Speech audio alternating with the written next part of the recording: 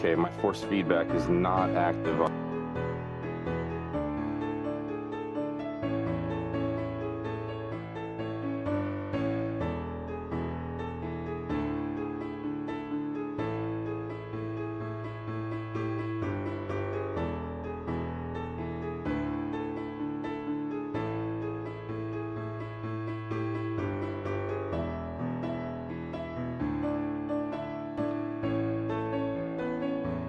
Hello, friends. Good to see everybody. Oh, I have the small one up here. Let's go big so you guys can see me. It's good to see everybody today on this Saturday morning. Morning for me, afternoon or evening for some of you all. Let's go ahead and say hi to some of the peeps here. Let's go up to the top, and we got... I can't see who we got. I see number 2 in P2. I know I saw someone was in P1. Well, P1, good job. Number 2, in the number 2 spot. Waha, she says. Very nice. Siba, good to see you, friend. Viking Racer, getting that 4th place energy. Appreciate you, bud. Glad to have you here. Blankenship and Daniel, awesome to see you guys here. Okay, Led, gotta be fast to be first in the stream. Yes, but you can't be too fast, because if you're too early, then you get a false start pen and you don't even show up. So it's a tough balance, really is. Let's see. BL, good to see you. Jean, awesome to see you, bud. Thank you for the like and the wishes of a nice stream. Appreciate you, friend. Hello, Stream Elements. Always good to see you here. Let's see. Edward E, good to have you, bud. You're probably getting ready for work, aren't you? This is your time to get ready for work. And then Chris Wood, good to see you, bud. Thank you for putting up the link. I'll talk about that in a second. I just got back from a haircut. I'm feeling handsome now. Oh, nice, John. That's good. That's a good feeling. Can't argue with that feeling. And then, yep, good to see you. Good day to you, Daniel. Okay, so a couple things. We have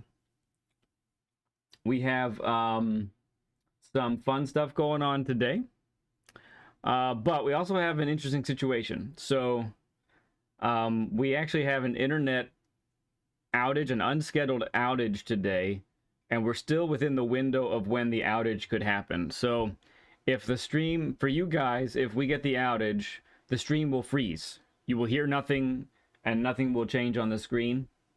But as soon as the internet comes back, we should be back. It might be kind of a weird coming back, but that's kind of how it goes. So if we end up with that, then just bear with us. We're dealing with tech issues that are actually outside of our control. Not even the great and marvelous Octia. He can't even fix that situation. So you know it's bad at that point. But we decided to start on time anyway and hope for the best. You know, we might be fine. Who knows? Let's see. And then other than that, I think that's everything. Our guest today, who is coming on here shortly. I see he's left the track, I think it looks like, maybe. Let me see. I know he was dealing with a little thing as well. So, but our guest today is Moto, RSR 925 Moto. Great to have him with us today. His channel is pinned to the top. He is a fellow streamer. So if you haven't subbed up to Moto, I do encourage you to do that very thing. Even now, it's pinned at the top of the chat. So give me 1 second here.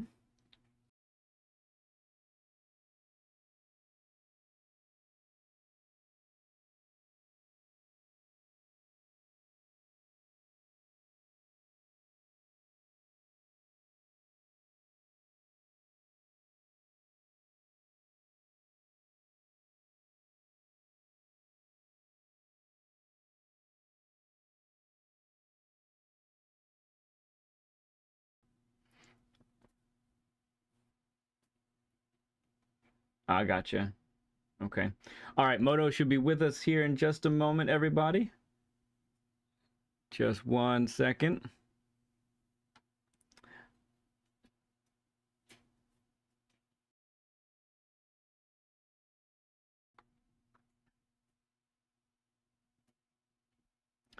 Yeah, so he's trying to join the room again right now, and you know, it's funny. Everything happens in this game pretty fast, don't you think, guys? Like loading and everything is really fast. But if you want to get into the into a lobby, and just to get into that building, so to speak, on the menu, connect or what is it? What does it say? Connecting to server. Yeah, connecting to server that it feels like we should already be connected to, right? What is that all about? Anyway, all right, that's okay. AF.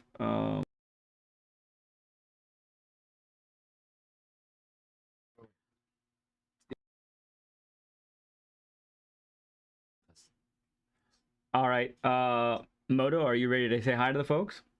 At least while you do that. Okay, you are live right now, sir. Say hello to everybody. What's going on, you guys? I'm in the stream. I see everybody in here. Appreciate you guys so much for joining in. It really means a lot to me, and Led giving me this opportunity to hang out and get even better at the game means a lot to me as well. So Yeah. Thank you, my friend. I really appreciate this. Yeah, no problem, man. So while you're efforting to get back into the lobby here, maybe we can go ahead and start the process a little bit. So you reached out, well, about a month or so ago now, I guess, about doing this session. And for those that are unfamiliar with a Learn with Lead session, this is a point at which we get on track together. We do a little interview in the beginning just to get to know everyone and know the guest, and then we get on track together and we work on our mechanics and our racecraft, and we see about how to improve here. So that's kind of the idea. So so Moto, when tell us a little bit about your video game racing or sim racing background. So before Gran Turismo 7, what were you into, bud? Well, it's a funny story because it all starts back in 1996, Right? with the Nintendo 64 and a game called Cruisin' USA. Yes. And I was lucky enough at the time to actually get a steering wheel back then. It was this, I forget the brand. I tried to look it up. I couldn't find it. Yeah. But it was this thing. It would rest between your legs. Like you would just kind of use your body weight to hold it still. Right. And then it was just a wheel, no force feedback, gas brake. That was it. Yes. But yeah, yes. man, on the Nintendo 64, man. I had one like that too. It was for the PlayStation 1, the first PlayStation system, and same thing. Like you would sit on it, you'd kind of squeeze your legs together to kind of keep it generally positioned, and then you were good to go. It's crazy. Yep. I think I did it. I think I raced with it for like Need for Speed 2 or something like that. But that's really cool. And then, yeah. So then what happened after that? And well, we got the PlayStation as well. My sister got a PlayStation eventually, and it came with a demo disc, and it had Gran Turismo on the demo disc. And that was when I really fell in love with it. Got Gran Turismo 2, and I mean, I don't know how many hours I put onto that, man. Like, right. To be honest with you, but yeah, I got into sim racing.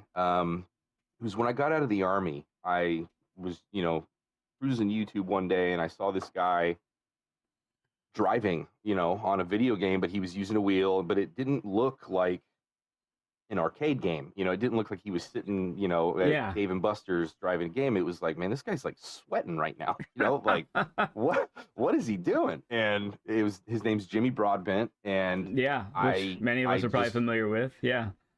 Dove right in, man. And I mean, it was literal years until I had bought my first wheel, which was a T150. Oh man. And it was literally just to kind of get the feeling of like, oh man, I'd love to do this. And at the time that was within my budget. And to be honest, like the T150 was actually kind of a solid wheel if you just want to get one and drive around. But that was on GT Sport. And I was using a TV tray, the dinner tray as my mount. I didn't even have a desk. Yes. It was literally like just sitting on my couch with a TV dinner tray with a wheel, basically desk clamped to it. And, right. Fell in love with it at that point. And this is a long story, by the way, guys. Yeah. Um, got my G29 eventually, and Mm-hmm. like that. Had that for a year. Got a rig at that point, so I had the seat, had everything I needed, and then just started upgrading from there. I really started diving into the sport, and I do Mm. consider this more than a hobby. What we do, if you're doing it like this, it's especially in leagues, if you're participating, it can be a sport. And Yeah, man. um, saw Rory again randomly, came across his channel, and he was using the 598, and I was like, you know what, man, let me buy that thing because it seems pretty cool. It's a good price. It's stronger than what I'm using. Yeah. And it was right then that I started taking it serious. Okay. I had never taken. I didn't even know sport mode was a thing, man. For like Right, the right. longest time, I thought it was multiplayer or just playing the game, credit grinding, Yeah. and I don't even remember how I came across sport mode. But I remember I was shocked. Like, what is this? Like daily races? Like Yeah. what's going on? A whole new world was Um, open to you, right? yeah, and Cue the Aladdin music. I was a scumbag too, like in daily racing. Yeah. Oh, I was a nightmare, man. That sounds like oh, That sounds like what Crawler said too when he first started in sport mode. Yeah. it was just not. I was not a good person. I didn't have any racecraft. I didn't know what I was doing. I was trying to win on the first lap, and Yeah. it was just horrible. And then when I came across the RSR guys, Yeah. I was a C-rated driver. CC Mm. was my driver rating. CDR and CSR. But it was when I found these smaller YouTube channels, RSR, Viking, where I was like, Mm. man, these guys are more entertaining to watch than some of these bigger channels. And I don't mean any disrespect by that to the bigger Sure. guys. I don't know if it's like I can relate to everyone more because Mm. we're all just like going through our daily lives and this is a big hobby for us, but there's that real connection there. Yeah. And I started taking it really serious at that point because I started watching all of you guys and how you race and the success that you had and why. And Right. I mean, in the span of Oh, we lost him for a sec. You still there, bud? Maybe we have an internet blip. Can you guys hear us?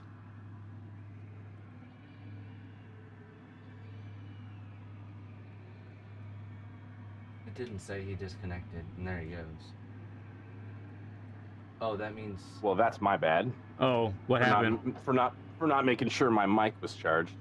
Oh, the mic went out. Oh, okay. Yeah, but anyway, in a span of 2 months after learning, racecraft and taking it serious and being respectful, 2 months, yeah.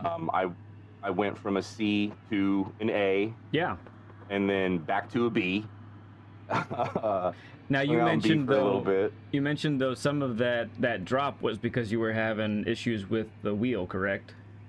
Yeah, so Thrustmaster, despite all of the amazing things I can say about that product, Yeah. I bought it when it first came out. So I bought the first run that you could have got of 598, and it did have some issues. It had some power issues. It would intermittently shut off on me in the middle of races, qualifying. I mean, it was so random. And anybody that watches my stream, anybody that has seen it happen, I mean, they know it's this thing that it's detrimental, obviously, because I could be in first place and steering wheel shuts off and I smack a wall, and You're lost. and by the time I get it turned back on, I might even get disqualified. Yeah. Is the because thing. of inactivity, right? Exactly. So my DR just tanked from A back down to basically the bottom of B.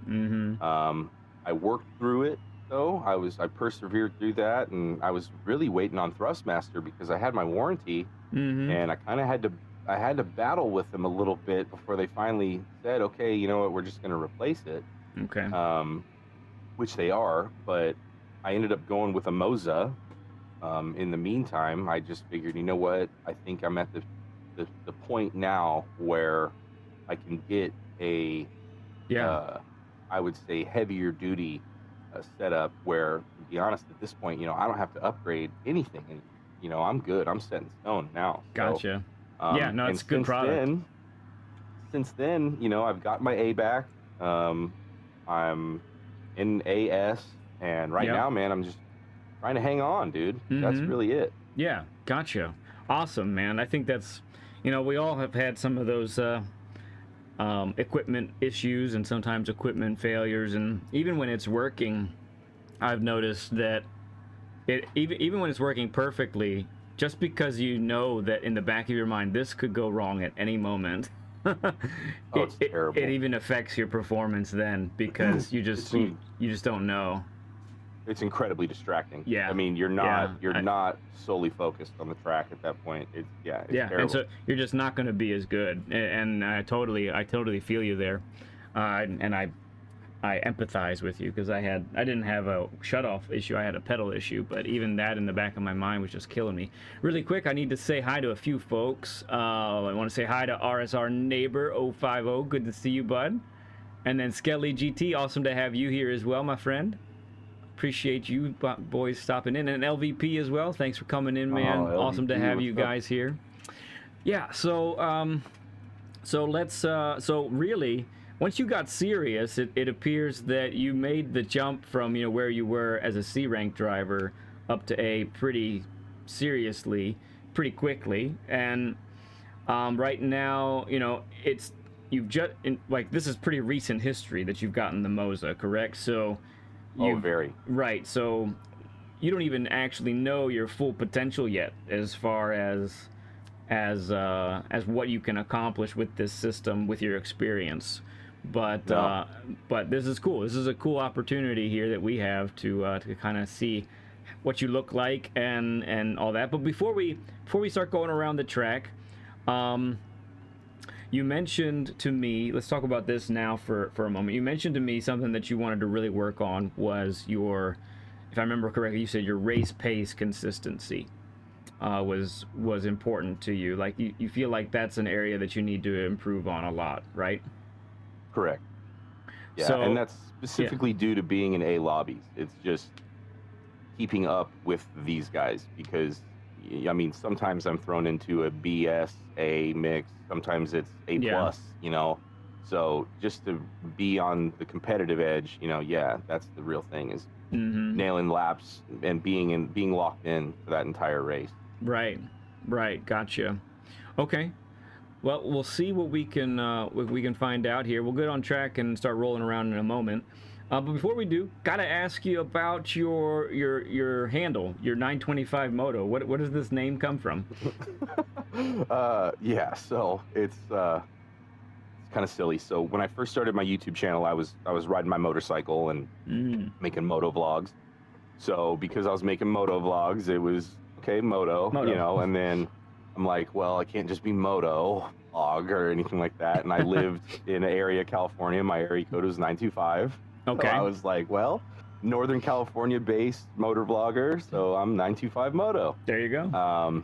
And from there, I mean, it kind of stuck. I don't mind the name, you know. And then when I moved the channel over to the sim racing, I was like, well, moto, it's still motorsport, right? You know, like don't need to change anything. So, we're letting it ride. Yeah, I'll say, you know, as a you know, just an average observer of people in a chat, you were recognizable to me. Like I when I saw you once and then I saw you again later at some point, I was like, oh yeah, I recognize that guy. You know, that's something that's pretty critical, I think, when you're doing this kind of streaming thing. So yeah, it works, man. I think it's great. Real quick too, I wanted to mention you're sporting quite the nice livery. We're getting a little bit of a look at it right now. I assume I'm pretty sure you don't do your own liveries, correct? No. Well, I've dabbled. You've dabbled, but, yeah. It's not good. No, elementary compared to what these guys are doing. That's for sure. Yeah. Get a good look. So who did this livery for you? This is a Philness work of art right here. Yeah. Which, if you guys aren't subbed to Philness, I mean, please, you know, take the time to do that as well. The man, he's a gentleman, number one, and I mean, those that are subbed, they already know, but he is really fantastic at this livery gig. I mean, the stuff he's doing, it's not just a carbon copy of what other people are doing. It is 100% like a very unique. It is a unique style that he has, and this is the second one he's made me. The first car he did for me was the 458, the Ferrari, and it looks like Iron Man. Right when I saw it, it's red and gold and black. I was, that's Iron Man. But this one, I told him, I gave him full carte blanche. I was like, do whatever you want. Like, nice. The only thing I literally requested was he put my Army insignia on. Oh, is that on the top? The roof. Yeah, that's 10th Mountain Division. We can see it there a little bit. Yeah, very nice. Very nice. Yes, film this, not sponsored. Not sponsored. Yeah, he threw that on the foil stuff when I saw that. I love it. I love it. Right it's on. Great. So, German Kiwi, good to see you. Cliffy, also great to see you, man. Appreciate you guys being here. Put my logo on the hood. He did everything, man. He went all out with this thing. And this is my favorite car right now. I'm absolutely in love with this thing. It's an animal, but I tell you what. Yeah, so one of our chatters, our friends of the channel, G, in chat, he mentioned actually I should try the Lexus, and I was using the M6 at the time. I was like, that's okay, I guess. And so I said, maybe I'll do it Thursday. And then when you said that this was the car that you were using, I was like, well, I kind of really need to do it now, so I know what Moto's feeling with this thing, right? So yeah, I ran the Lexus on Thursday exclusively, and I'm like, wow, this car's pretty pointy. Like, it wants to turn when you tell it to turn. It wants to turn. Yeah. It likes to move around. You can kind of slide it a little bit if you get quick with it. I was running this thing on Tokyo last night for the race that we're gonna have next week, and I mean, it was fantastic there too. I mean, all around, you can hang on to it. It's a learning curve for sure. Yeah, there's a learning curve here, but it's a beast, man. I love this car. Yeah, I found that I was underestimating it most of the time when I was getting the feel for it. I would turn when I thought I should turn, and I was actually like too early. I was cutting the apexes. Honestly, it reminds me of the RS01, except that's an MR. So it's like the RS01 of the FR cars, kinda. So I don't know. I'm very pleased with it. I'll probably be asking somebody for a livery for myself on this vehicle. You can see I'm just using one of the standard standard liveries. That's what I was doing for months, man. I was just rocking the platform livery, like whatever. And then eventually it was, sorry, man, I need to get right. Yeah. Okay, so we have the Daily Race C is Suzuka. Honestly, Suzuka is a track that I'll take some of my guests to, just because it has a little bit of everything. Even if it's not a daily, I'll incorporate this into it. And so the fact that it is a daily is nice. We have some late apex corners in turn 1 and spoon. We've got S's, we've got fast right-handers like Degna 1 and Degna 2. We got a hairpin, we got a chicane. It's pretty much everything you'd ever want in a track as far as learning. So you managed, you said you got a 159. What was the decimal? What was the number after the decimal point there that you got? 0.7. 0.7. Okay, very good. So when I raced and did a little bit on Thursday, I went from a 0.6 to a 0.3, and the 0.6 was with the M6. So, and honestly, I got the 0.3 pretty fast. I think this is a really good car for this track. So let's talk. Now that we're, we'll have you. Or sorry, were you going to say something there? No. Okay, let's have you go in front, and let's go. Let's not try and kill our tires right away. In fact, our tires are going to be cold because we've been sitting here. So let's just go and go 70% speed or something like that, and you just show me the lines that you're trying to get on. And if you happen to go too narrow or too wide or something, just let me know that's not what you wanted to do, basically. And gotcha. And we'll observe. And anybody, as you guys are watching in chat, feel free to mention a thing here or there, something that you see, or a question that you might even have, as you've been working on this daily as well.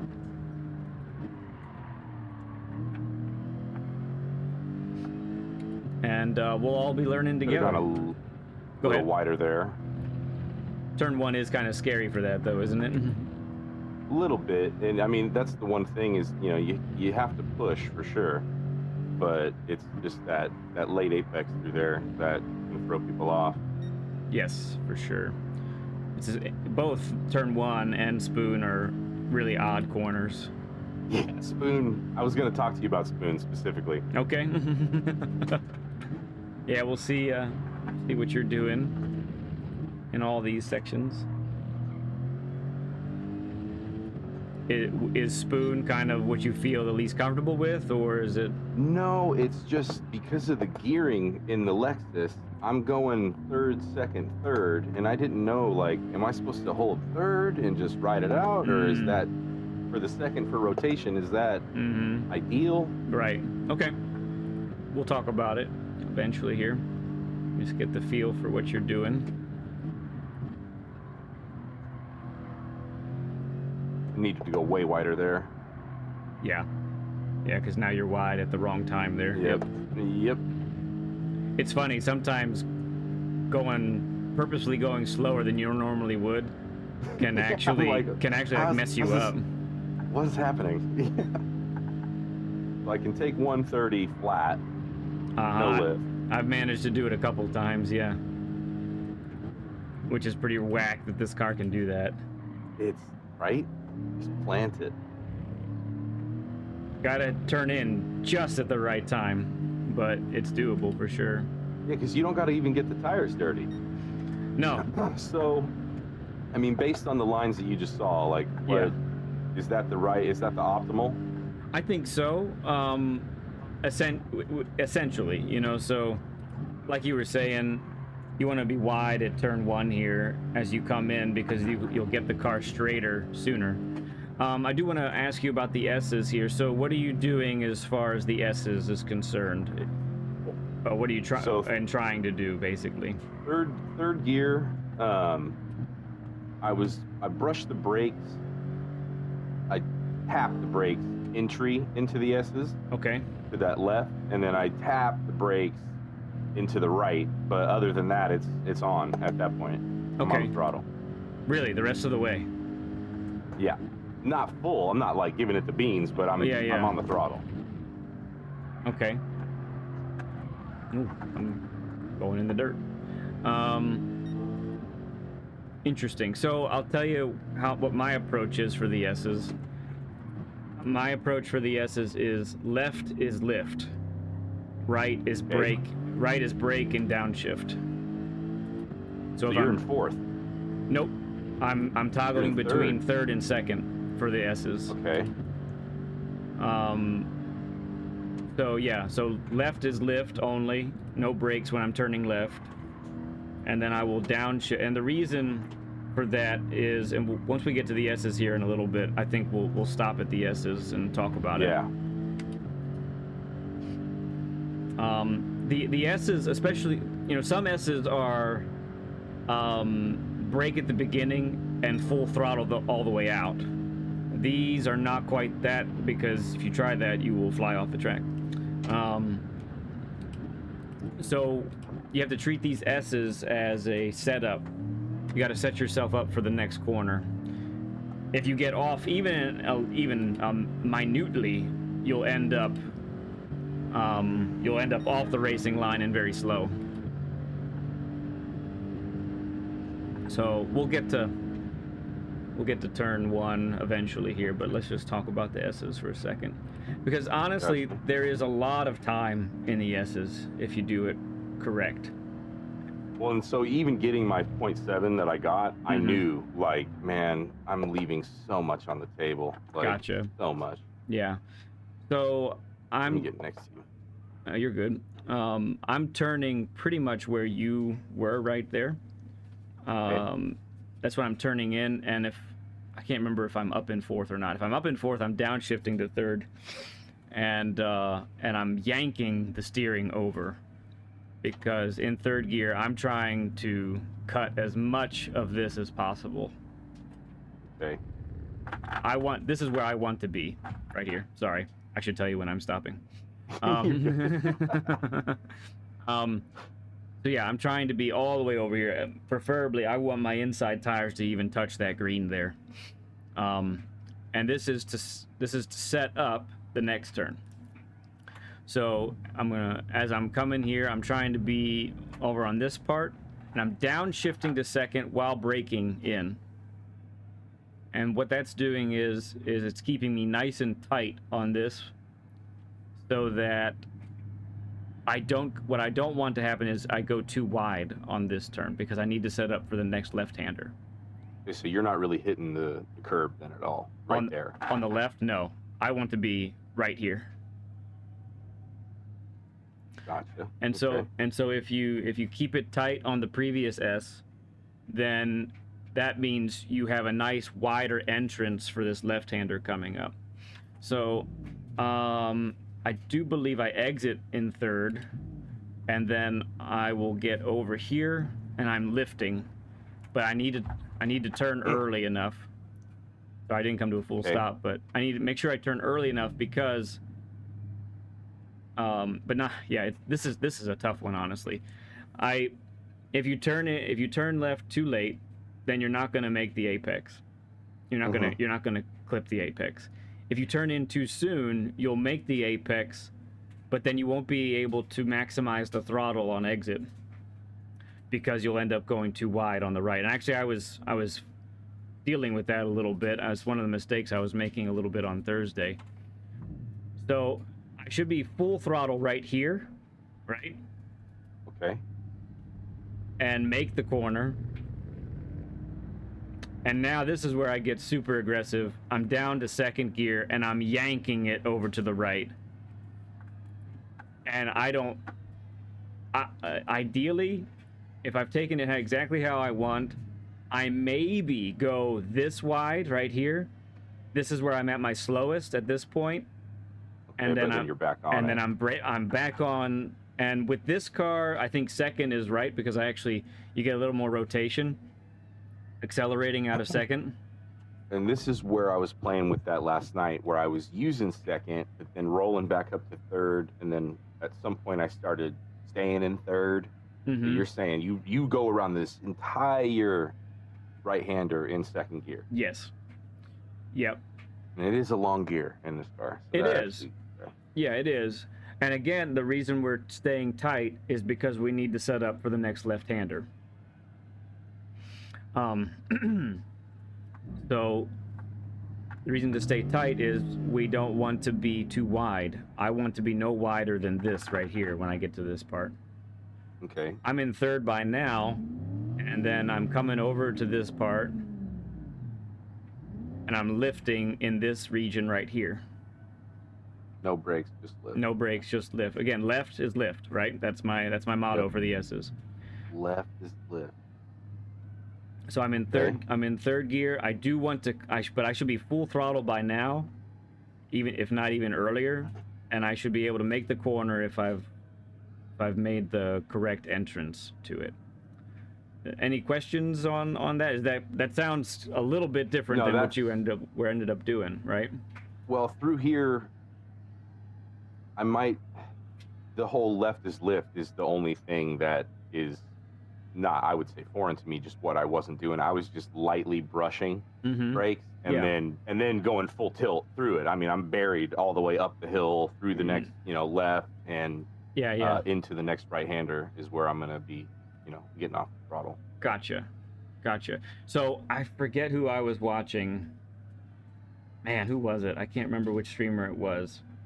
But he didn't think he was losing any time in the S's, and I said, no, but I think you're losing all your time in the S's. And I was doing it in chat, right? And I said, look, I said the same thing to him. I said, left is lift, right is brake and downshift. Okay, that's what you're gonna do. So he did it. He knocked a second off of his sector time, right? And I'm like, that's awesome. Do you believe me now? And he said, wow. He was like, wow, yes. You can't. Left is lift. Yeah, left is lift, right is brake, and most cars is downshift. Gotcha. Okay. So, what you're gonna find, the second gear is gonna scream at you. Yes. But you're gonna find how easy it is to keep the car tight in both of those right-handers. It's amazing, honestly. There's obviously braking in there too, but it's not much because second gear is helping you so much. So yeah, so we'll get there. We'll go on that a little bit. Gotcha. And I'll probably watch it more with your inputs. But let's go ahead. I'll lead for a bit now, and I'll start talking through a little bit more what I'm going through. So as I expected, your lines are quite peachy. There's nothing abnormal about what you're doing there.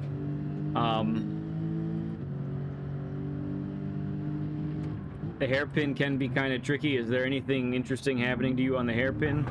Yeah, like spinning like that? I've done that a couple times, of course. Usually I'm on the brakes at the end of the rumble strip into the entrance. I'm going down to first, and then as soon as I'm basically middle of the apex up to second, okay. I have ridden it out in first. Don't know what's faster. Yeah, I think for this car, first gear is faster if you can. First on the exit, okay. If you can hang on to it. If you can hang on to it, yeah. And what really is important there is that you have the correct entrance and then exit. Your entrance is so key for that hairpin, honestly. I would say that. So because what you're trying to do is you're not trying to have to wait to turn the car. That's what's really critical in that regard. So let's go ahead. We're not taking this in order at all, but it's okay. Do your thing. I want to follow you. Yeah. So we'll come to the S's here. I'm gonna go ahead and try. Our tires are still a little cold. Yeah. I'll see how they hang on here. Love SimHub now that we have the tire temps. It's nice. See, that's the thing with my Moza is I have the FSR wheel and it's got the LCD display, so I can look at all that, but it's not. It's a Moza, so it doesn't work for Gran Turismo. Oh right. Lift, tuck it in, on the throttle, down to second, tight. Playing with the throttle, waiting, going, third gear, lift, out we go. Make the corner. Oh, whoa. Yeah, man. That felt better. Okay. All right, we'll talk. Messed that up because I was carrying so much more speed. Good Lord. Right? I didn't know what to do. I didn't know what to do with all that. Cool. My braking, yeah. Okay. All right, we'll attack that again later. All right, so I'm gonna stop here at the braking spot. Oops. Sheesh. Dirty tires.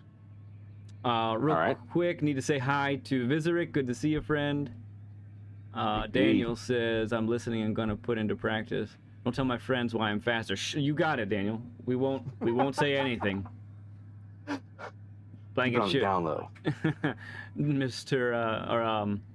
Blanket Ship says, I've learned a lot here, Daniel. Thanks, man. It's awesome. Good to see. So if you wouldn't mind getting behind me here, Moto. Of course. All right, so we're talking about the correct entrance. You use no assists, is that correct? Correct. So no driving assists, no track assists. Negative. Okay, real quick, just go to the assists and put on the driving markers for me. Alrighty. And this may be already fundamentally in your brain already, but for the sake of folks in chat, this is really helpful.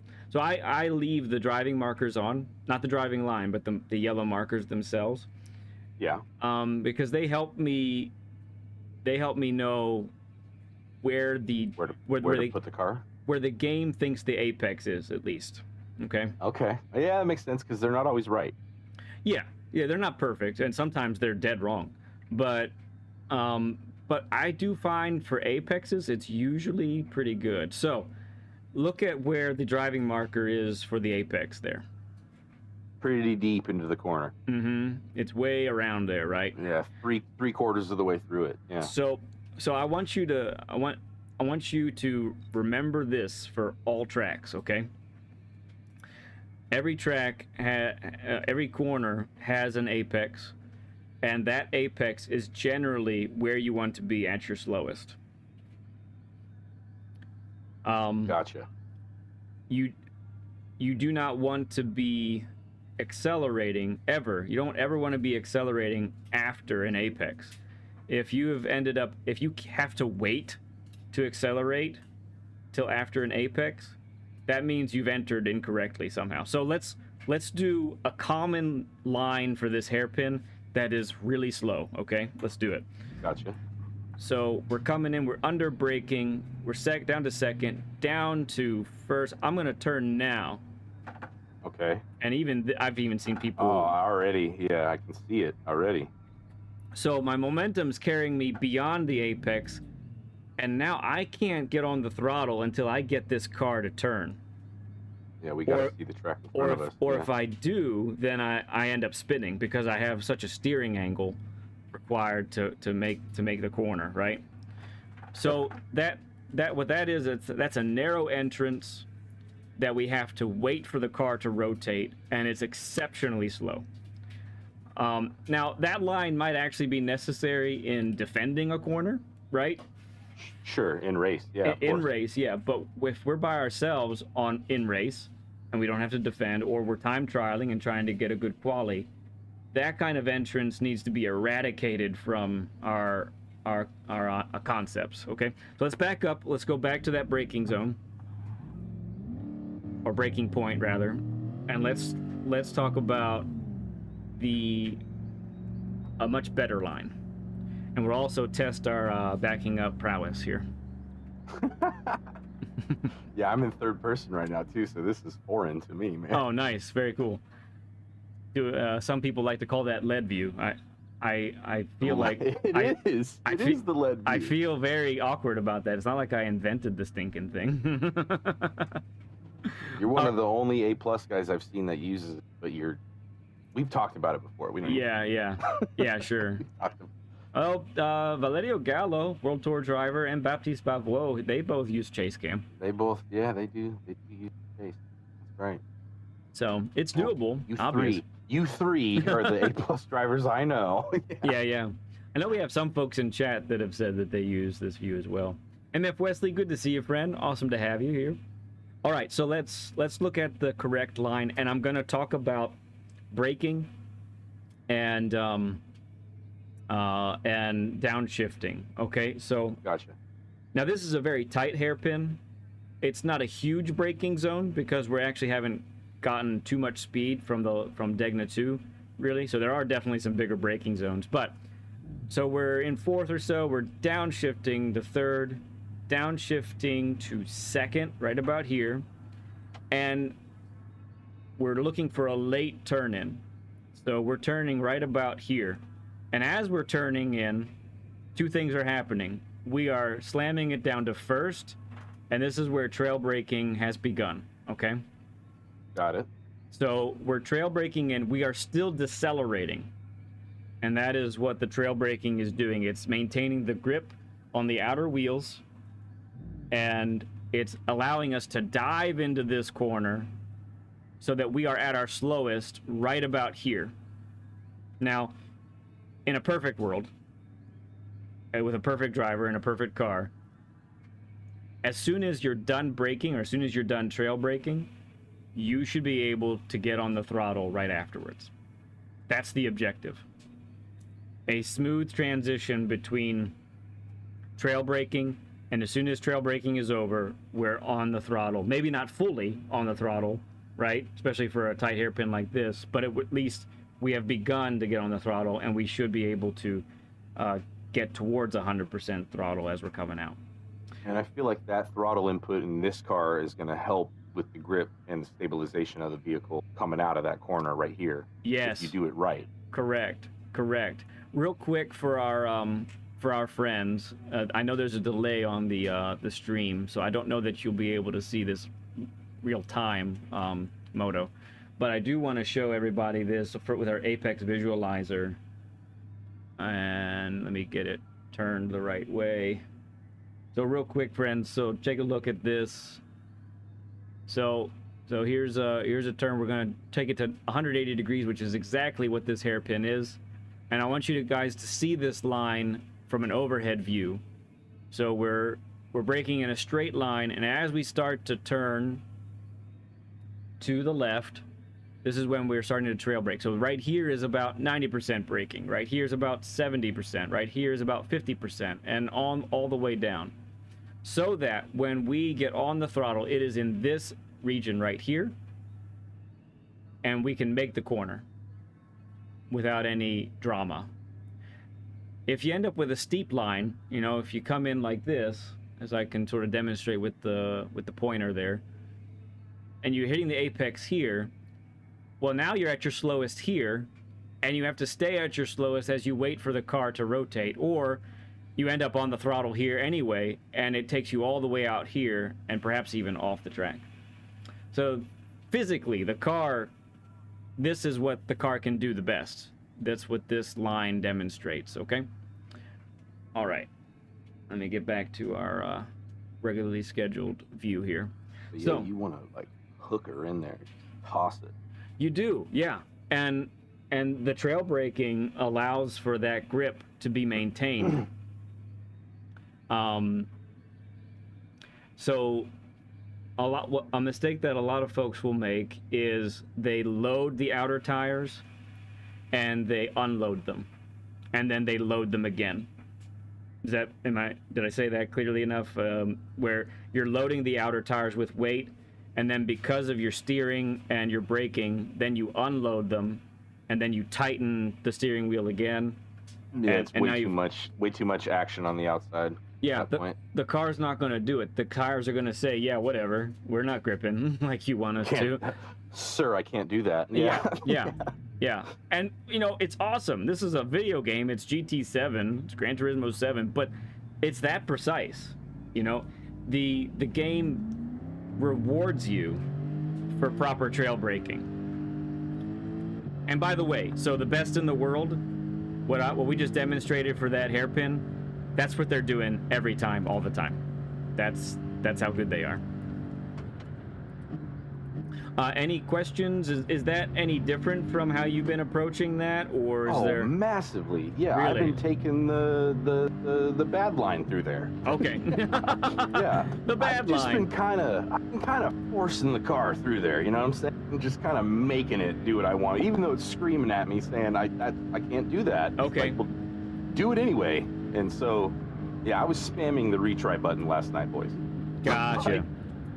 Spamming it. Yeah, and so, you know, the interesting thing is that Group 3 cars, there is a level of forgiveness when it comes to taking a narrow line like that, because it's got the power to pull out of the corner. But guess what doesn't have that? The Group 4 machinery.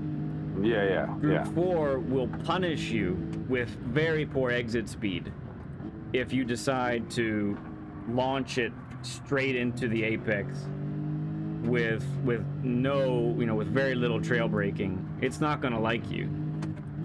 So if you have to think about it this way, if you enter the apex and you're at, let's just say, you know, 45 miles per hour, that's where you have to accelerate from when you get on the throttle if you've taken the turn properly. But if you take it improperly and you're at 41 miles per hour when you hit the apex, and then you have to wait at about 41 miles per hour to turn the car, now you've lost tenths. You've lost multiple tenths in one corner just because of that. Let's try it here. Went a little wide myself. Tires aren't quite up to temp. Oh, there we go. Saved it. Okay. I went a little wide, but the exit was crispy. Yeah, good. Crispy as in crisp? Yes. As in a good As in a good crispy thing. bacon, baby.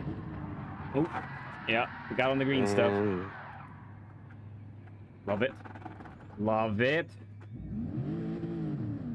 Oh, let's say hi to Ali, good to see you. Big Papa, good to see you. HD, good to see you, man. Ace, awesome to see you here, man. Ace, what's up, bunch of man? friends coming in.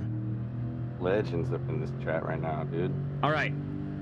We do have, let's go ahead and tackle some more corners just to make sure that we're getting everything nice and tidy, okay?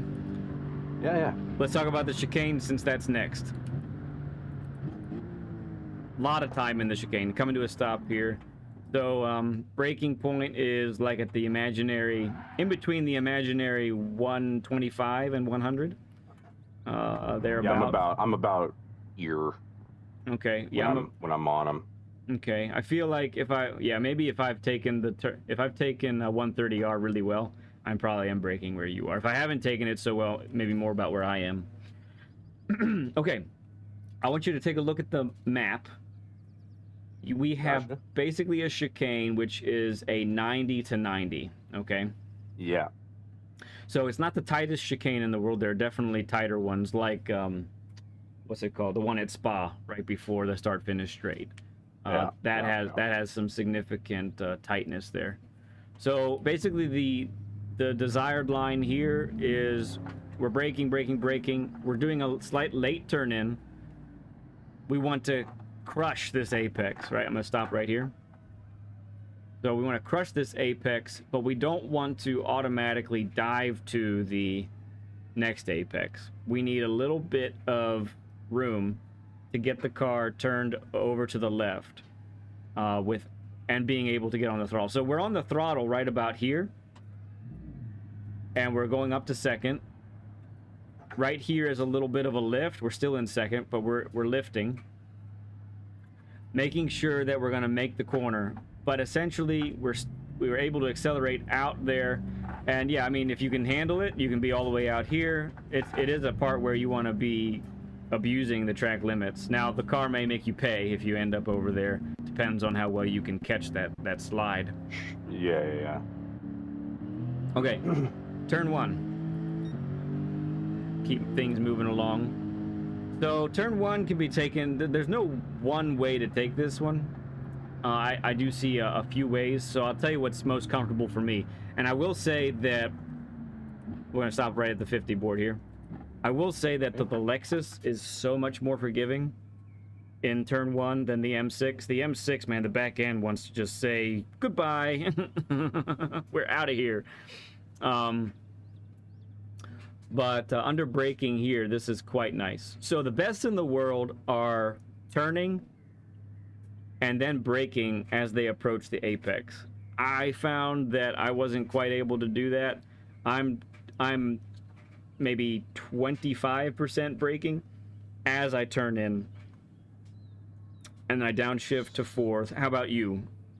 So what I was doing was at the 50, right where we're at. Yeah. I'm downshifting into fourth. Okay. No brakes until I'll back up, but I'll show you. So I'm no brakes until about right here, and then I'm on the brakes at that point. Yeah. In fourth still, riding the brakes through the apex, off the brakes, out of the apex, downshift into third, use second for rotation, back up into third for the exit.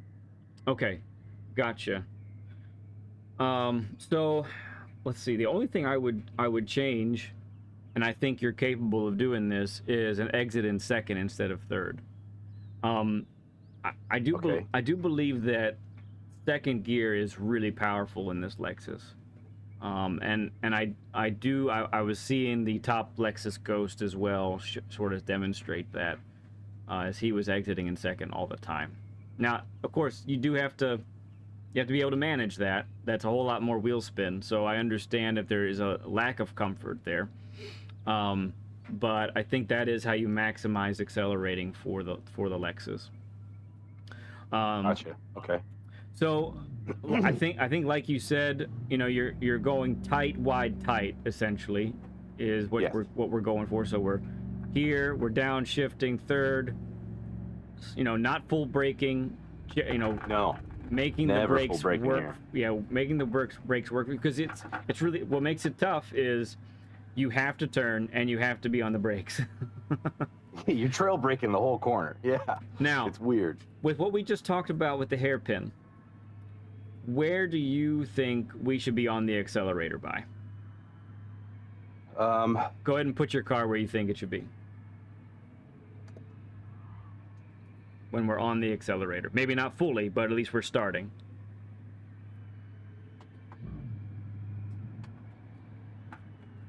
I like it. Yep. And the only way that that works is if we have that wider entrance into this corner. Yeah, I'm not where the car should be. Yeah. No, you're right. You're right. Yeah. So that's what we're going. And I would say, and we're up. We've dove into this corner in second, and now we're accelerating out in second. Gotcha. Okay. So that's turn one. And just when am I going up into third? You're revving the sucker out, and maybe you do a little bit of short shift if you need to control the car under acceleration, okay. which I've had to do a couple times. But ideally, you're revving it out, and now you're in third, probably about out here. And remember, you said you sometimes go into fourth? No, I couldn't remember, but now I'm remembering it's third. So okay, I won't need fourth. So one key thing too about any track that you're and any car that you're in, the fewer times you have to downshift, the better your braking power is going to be. So let's say we were in fourth for this corner here. That means we'd have to downshift to third and then turn in. Guess what? If you're in fourth and you have to downshift to third, you probably do have to hit the brakes. Because your revs are going to be high too. Yeah, exactly. So that's something we want to avoid. We don't want to waste gearing. We want to have gearing that's working for us. It has a purpose. Okay, so like we said, we'll just roll through here. We're left is lift, so we're lifting here, down to second, braking, out in second, up to third, lift, because it's a left, clipping this apex, braking hard, slamming it into second, aiming to keep it tight to this corner, on the throttle right about here, but feathering it so we don't go too wide, out in third, lift right here, and then full throttle. We should make the corner since we did the correct entrance. All right, now let's talk about the Degnas. Yes. All right, so we'll stop at the 50 here. So right in between the 50 and this looks like a flag, a digital flag actually on the left there, is our braking area. We shift down to third for that extra rotation and aiding in braking. And the Lexus seems to take this bump really nicely, actually. Yeah, it could hit this. You could smack that curb. I think if you end up kind of half-hearted and you're right here, like right as the candy canes meet the green, I think that's actually worse. I think you actually want to go ahead and just kill it, like over here, basically. It seems to actually be less of a bump like this than if you're actually a little bit wider on the middle there. Okay. All right, we're down to third. We're down to second. Okay, Degna 2. So let's look at the map for a second. So Degna 1. All right, I was looking at the map. Yep, that's all right. I did say to do that, to be fair. So Degna 1 is maybe, what, a 45-degree angle? Yeah, 45 to 90. Thanks. And then we have a 90 after that, yeah. So a lot of folks for a 90-degree turn, they would consider the entrance, like the racing line for the entrance and the exit to be the same. Technically, that's not the optimal line. You really actually want to be heavy on the, braking in a straight line, and there's more turning input for the beginning of the turn and less turning input for the exit. Makes sense. You follow me there? Yeah. So. Yeah, 100%. Yep. So the line for this right here is we're braking. We're turning in a little bit later, but we're getting most of the rotation done before the exit. The apex, sorry. Getting the rotation done before the exit so that we can actually be on the throttle right about here. At least starting in second gear. You're in second. Okay. Yeah, don't downshift to first. I think we leave it in second. I think that's best for the car. The M6, I was downshifting to first and then going up to second. but I don't I've think. just been hitting this wrong then, because I just felt like I had way more exit speed first gear into second gear, but Interesting. you're No. faster than me, and this is what you're doing, so I'm listening to you. Yeah. So I think that the reason I think that what I'm talking about is best is, you said you were exiting some in first. Yeah, that's probably too slow. I think you're probably cutting more speed than you need to. So, do you happen to know how fast you were hitting the apex at? Like what your speed is? Probably 60, 62 to 64 sometimes, but sometimes way faster than that, man. Sometimes 70. Yeah. You know, so it's kind of a mixed bag. Yep. So 70 is no problem. The car can handle it. And I think the fastest I've gone through it and made the corner is 72. So, and that's always critical. That's something that I watch for when I'm looking at ghost replays. Is I'm looking to see how slow did the guy actually get? You know, how slow did he end up going? Or the other way to look at it is how much speed did he carry to the apex and still make it? To me, I might not be able to replicate it, right? But at least I know what's possible at that point. Yeah. Whereas I might end up underestimating what the car can do, or what I can do even potentially. So, okay. So, but the key for this turn is to be able to get on the accelerator where I am right now, and that means this is the epitome of slow in, fast out. Right? Is what we're talking about there. Gotcha. Okay. Let's get over to Spoon. We'll practice the right line here again. Cold tires though.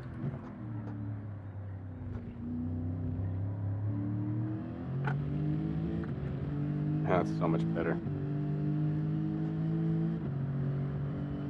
Yeah, we're all for, you know, less drama on exit. And that all has to do with how we enter. Okay, we're gonna stop at the access road. I do believe this is my braking spot is right when I'm hitting that access road. About the same for you? Yeah. Okay, check it out.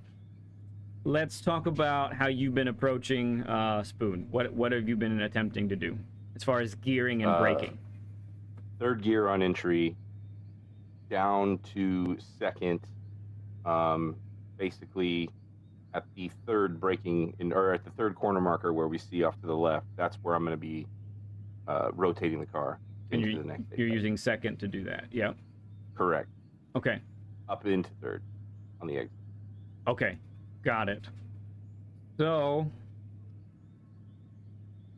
I might blow your mind a little bit here. Okay.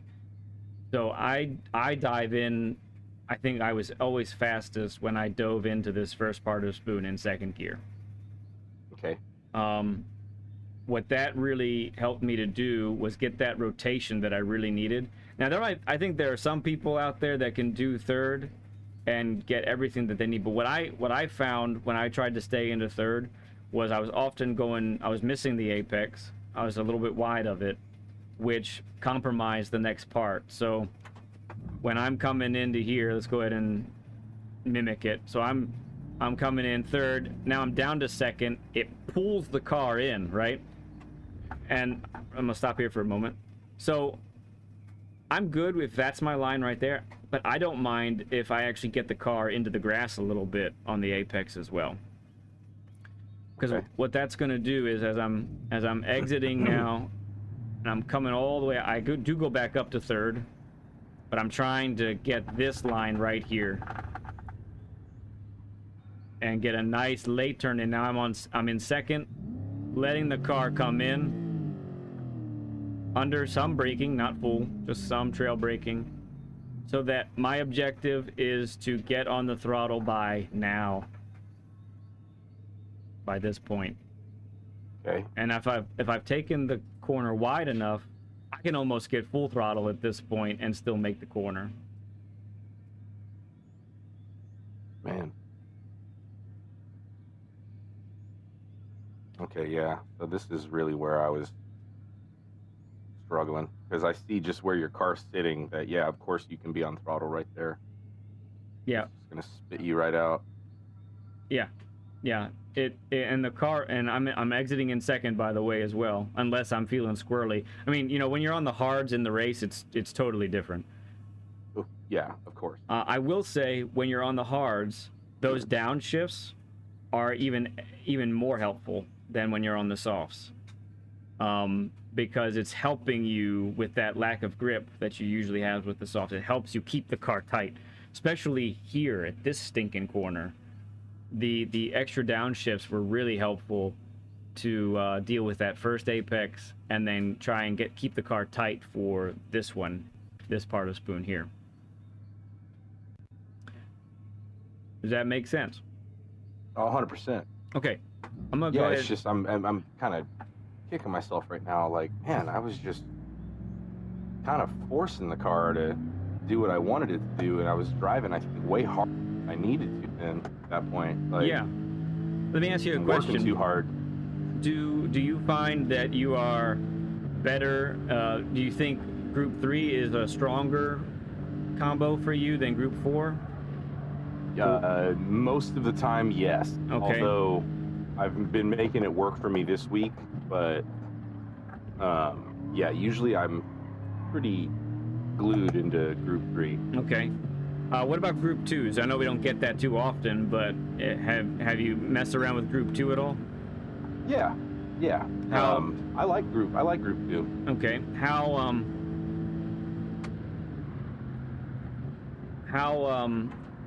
let's see. How well do you think you do on the Group 2s?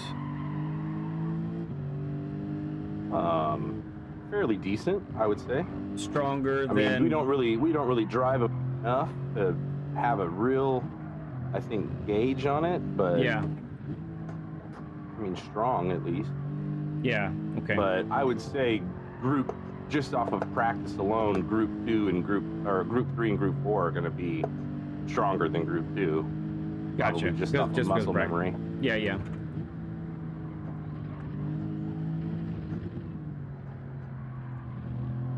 Yeah, you never really want to feel like you're forcing the car. Now, do you feel like you're forcing it too while in race? Does it feel like that as well, or usually it's just when I'm trying to go relaxed. It's usually when I'm trying to go as fast as possible. Mm-hmm. Where I'm like working harder than I need to, I think. And Gotcha. I mean, a couple of my buddies last night were telling me when I was like, I'm kind of driving on the edge the entire time, and they were like, you don't need to do that. Like, stop doing that. You don't need to drive on the edge. Just relax. Yeah. And let the car do what it can do. Right. That is really where you want to be, actually, all the time. In reality, you don't ever want to be feeling like you're fighting the car, forcing it to do things. That's part of that comfortable repeatable pace that we like to talk about here so much. That comfortable repeatable pace should be quick, but it should also be comfy. It should be something that you can do over and over and over again. And with practice, sometimes that'll come faster than others, depending on how familiar you are with the car, how familiar you are with the track. Ooh.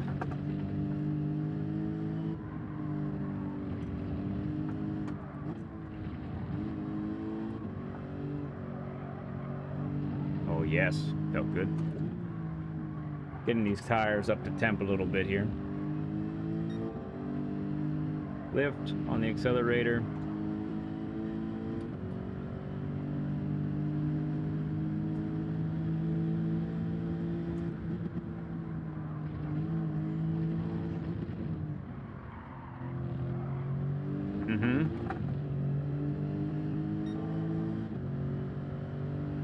So yeah, I'm gonna try and just be your ghost here for a little bit. Physical ghost.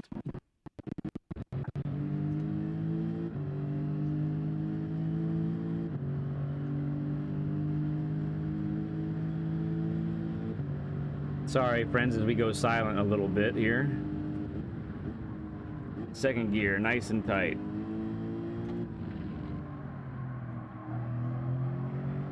Second gear out. Off we go.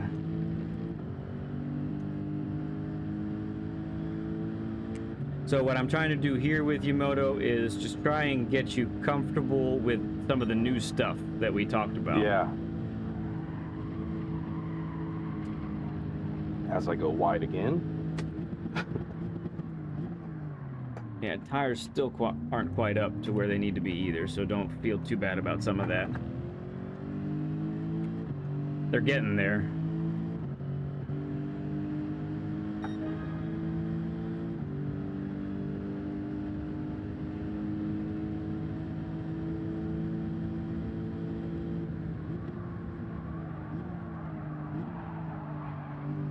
Whoa, I just slid the car all the way through there. That was cool. That's fun.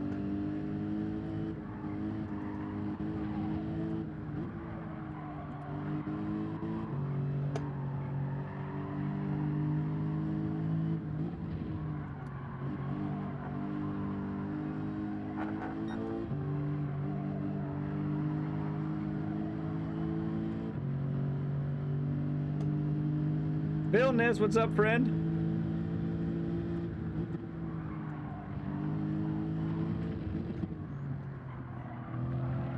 Moto's out here rocking your livery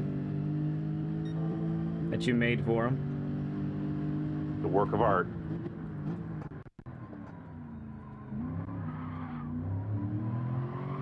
Oh no! A little too hard on the gas. No problem. Okay. Let's go. It's all right. If we're not making mistakes like that, we're probably not pushing hard enough.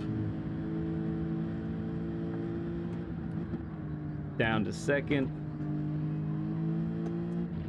Nice wide entrance. Back into second. Exit in second. And so having the car, having those wide entrances gets the car pointed more in the direction we want, right? So it makes a second gear exit more possible without, spinning out and all that. Because the car is straighter. Oop. All right, car. Your temps are up now. There's no excuse. Do you want to lead, or do you want me to go? Why don't you go ahead for a little bit? Gotcha. All right.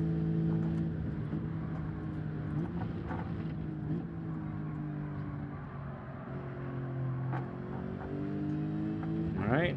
Lift to left is lift, right is brake, downshift. You went a little wide there, it looked like. Yeah. Felt it. Compromise this exit or entrance here.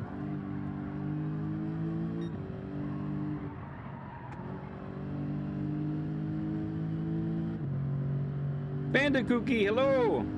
Good to see you. We have a 40 burger. Wow, thank you for the 40 likes, everybody. Went a little deep there, looks like. Yeah. Yes, I did. Was that a late? Did you brake too late, or what happened there? Yeah, I had the wrong and on the exit out of the last corner. Okay.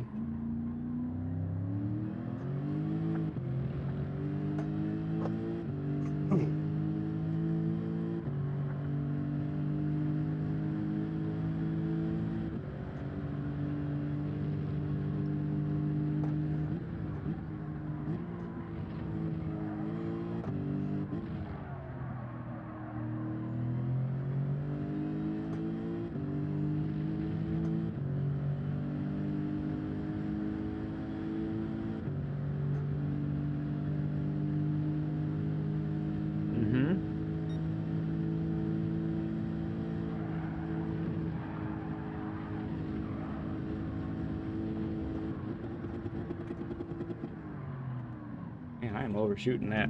Oh, did I? I don't think I changed my brake balance. What brake balance have you been using? I go +5. Yeah, that's what I do too, and I hadn't done it until just now. Oh God. That might be why I'm having a little bit of trouble here.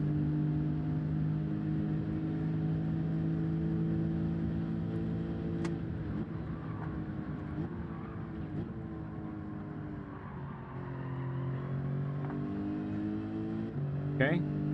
Practice the S's again.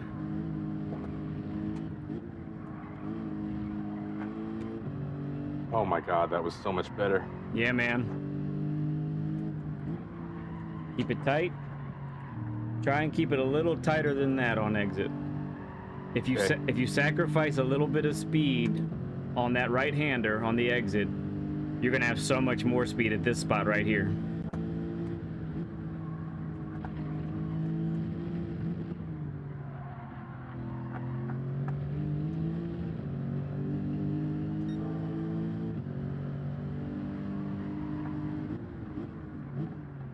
Oh, that was terrible. I hit the grass. Oh, yeah, that's not a lot of grip on the grass for sure. No.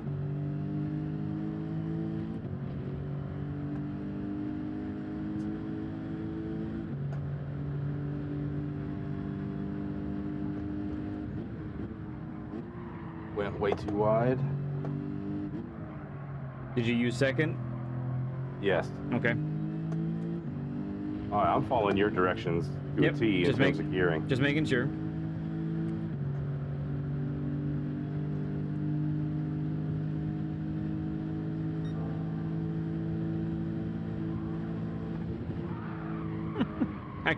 I can't get 130 arc to save my life right now.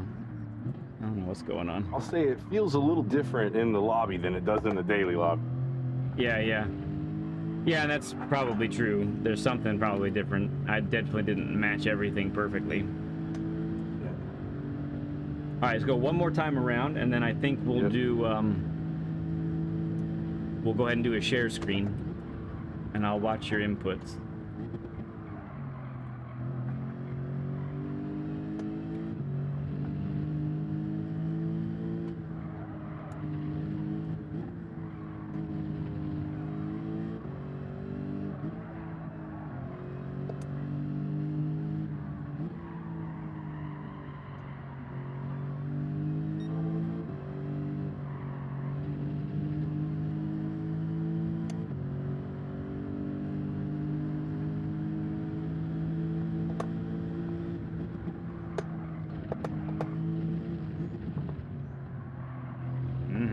Oh God. I tried to take that at the 70 plus. Gotcha. Just to see what we could do with it. Yeah, that's good. I like it.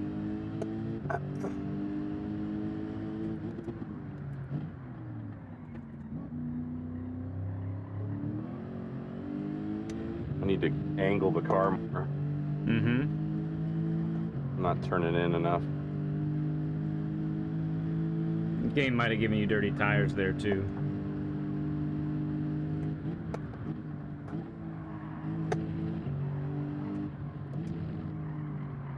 Oh yeah. Come on, car. Work with me. All right, I need to pay my debt to GT7. My half-second pen here.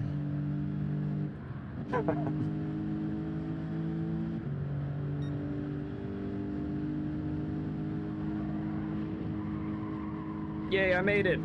Well, that time I was going so much slower, that's probably why. Still counts as making it. Mrs. Moto, hello there. It's good to see you.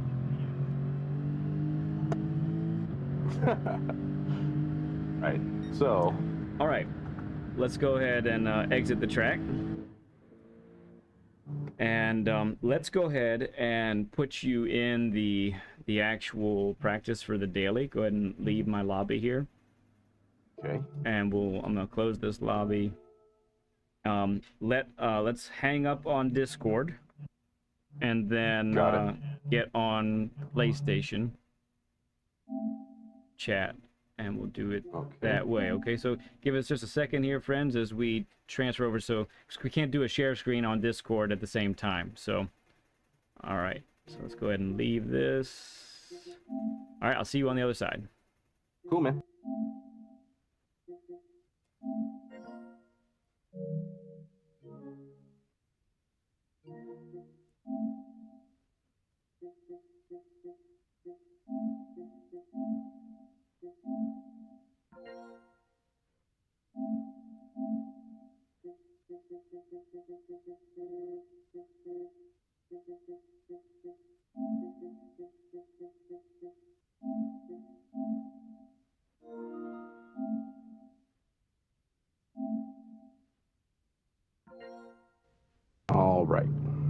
Okay.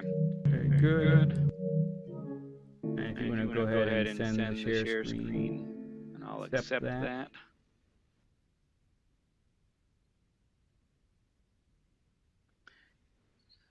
Okay. Good deal. You in full screen. All right. Now we see what you see. Perfect. So you just want to go qualifying time trial? Yep. For now, just qualifying time trial. And are you able, if we are to do the 1250 race, are you able to do that? Or your 1150 race for you and your time? Yeah, I should be. Yeah, I should be able to do that. Okay. Let's go. Oh wait, no, it'd be 1 o'clock. I'm sorry, I'm thinking race B. Would you be able to do the 12 o'clock race? Do you have time for that? 12 o'clock. What is it? A 25-minute race? Yeah, maybe 20, 25. Yeah, that should be fine. Okay. So spend about 24 minutes practicing. And we can watch your inputs and see how things look here. Oh, thank you, Chris.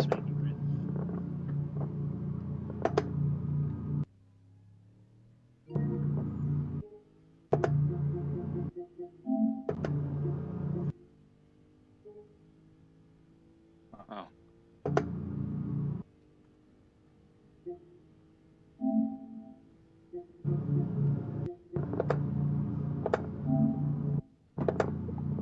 Oh, come on, don't get nervous now.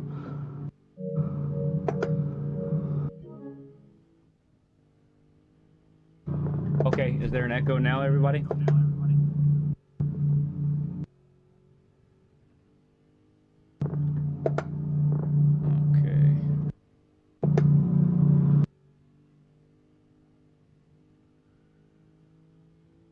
Okay.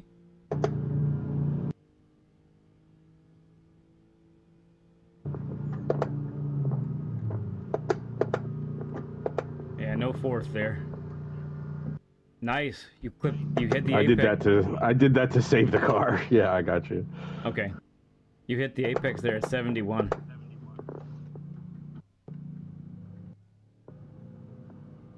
Not as bad. Okay, cool. Thank you, Chris. Is it on my end?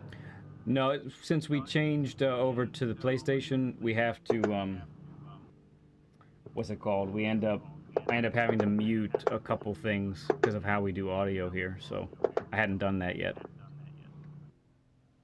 Missed that completely. Yep. Let's try breaking a little bit earlier for that one. Okay.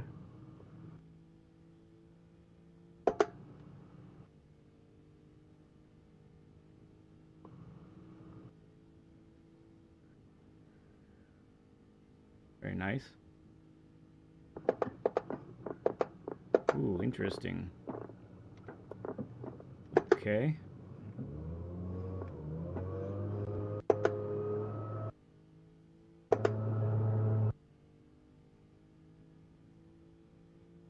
And a low-end bass. That's because my voice is so deep, Daniel. I mean, what can you do about that? Sorry, trying to focus, boys. I'm making you laugh, sorry. No, you're good. You're good. What do you want me to do about my manly voice? Yeah, how can I change that? Okay.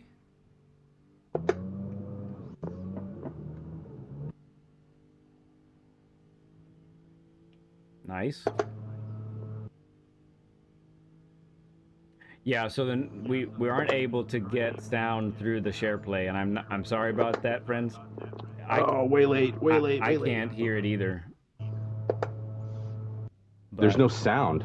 Yeah, it's just a byproduct of the share screen. Oh, bummer. Yeah, I'm used to it now. Daniel must not have seen one before, or maybe doesn't remember, but that's how it is, unfortunately. Okay, V's, good to see you, man.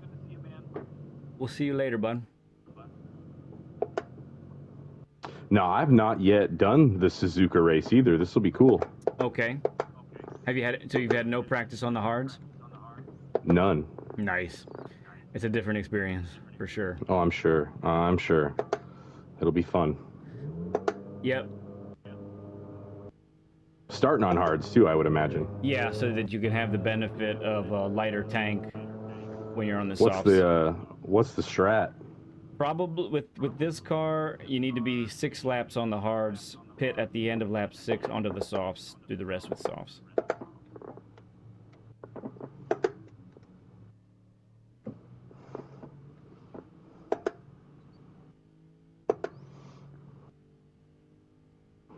All right, let's check this out again. Don't die this time, goofball. Again, don't be too hard on yourself because we are trying to implement a lot of different things all at once, you know? And especially with a nice turn. That was a really good turn. Especially with all these turns here. Yep. Okay. That's okay. Yep. As long as you tighten, that's very good. Yep. Come on. Dang it, I didn't lift.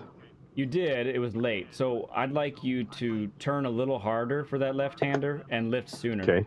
Right now you're lifting at the apex, and that is flirting with some disaster. So try to lift well before you... Actually, as you turn left, go ahead and lift then. And then get on the throttle. Yep.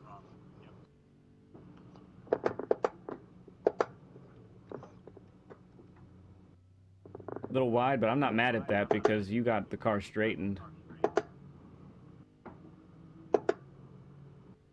We did it perfect every time. We wouldn't need sessions like this, right?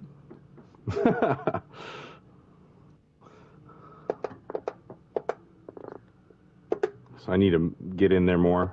Yep. It's the gearing. I'm just working my head around it. My bad. That's okay. That is all right. I got used to doing it wrong, man. Yeah, yeah. No, that's cool. All right. Tuck it in. And don't worry about the time. You know, don't really worry about that. Really, it's just trying to put these things into practice.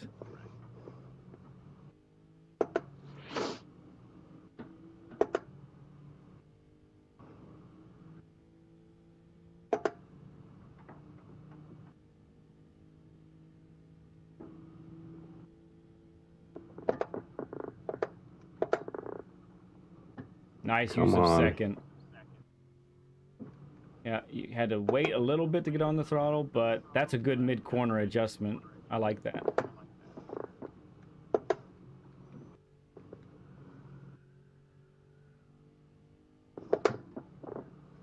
Wait. Mm-hmm. Lift. Uh-huh. How'd that feel? You had room to spare. Oh, just about. and I relaxed. Yeah. I relaxed. I think you would have made it. I think you would have made it. I think maybe. I 100% would have, man. That felt great.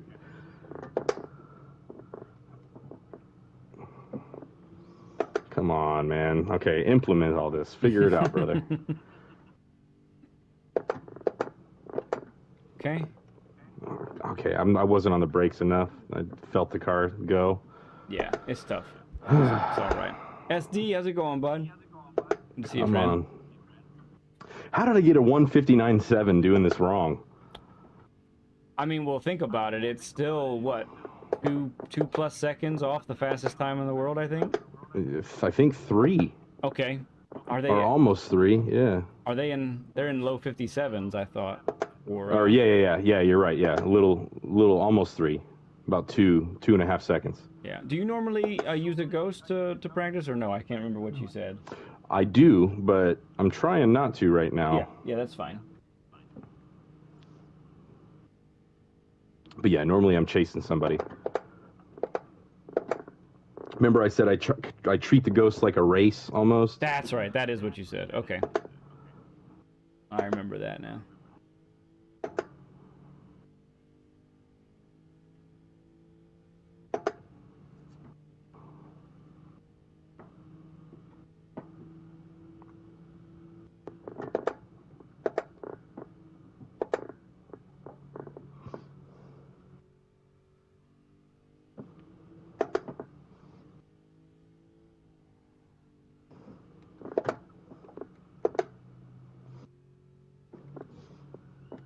Come on, tires. Where are you? I need you to yank that one.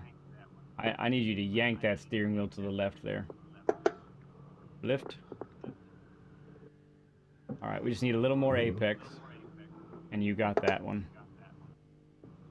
Probably do want to at least touch the curbing a little bit on the inside there.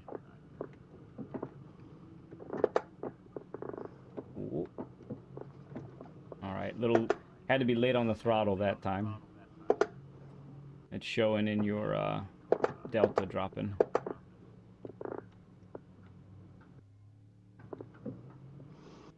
Oh, you can actually see all that? Yeah, sure can. Oh, that's sick. I see everything you see. So I can see the delta, you're at plus 1.035 right now. Patience. Yeah. Don't be afraid to... I want you, for the second part of Spoon, I want you to commit to getting that car to touch that second apex. I want you to do whatever you have to do it. Which, from what I can tell, mostly means you need to go a little bit slower to get.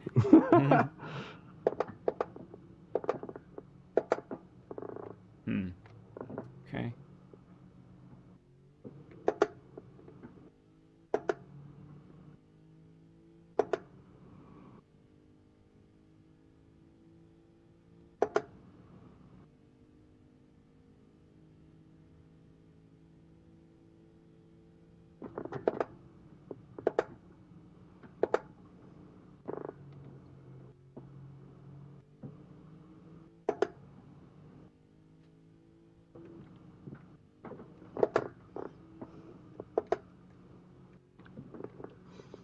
Dang it. You lose so much time through there. Mm-hmm. You're turning and then lifting. I need you to lift and turn at the same time. That's beautiful right there. Very nice. Didn't carry as much speed into it because of the slower, but that's okay.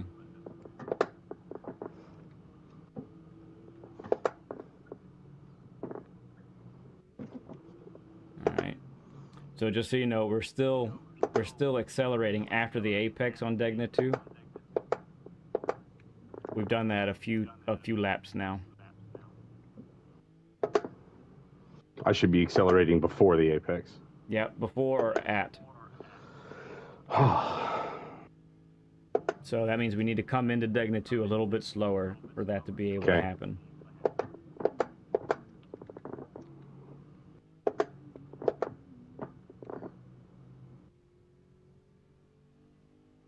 Excellent. Wasn't perfect, but your time is coming down because of it. Even though it wasn't perfect, because of the line, it was still faster than what you've been doing before.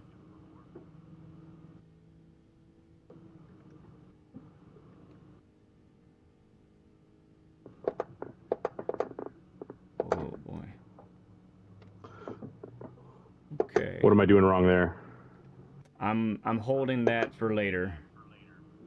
It's happened enough now that... It's the downshifts.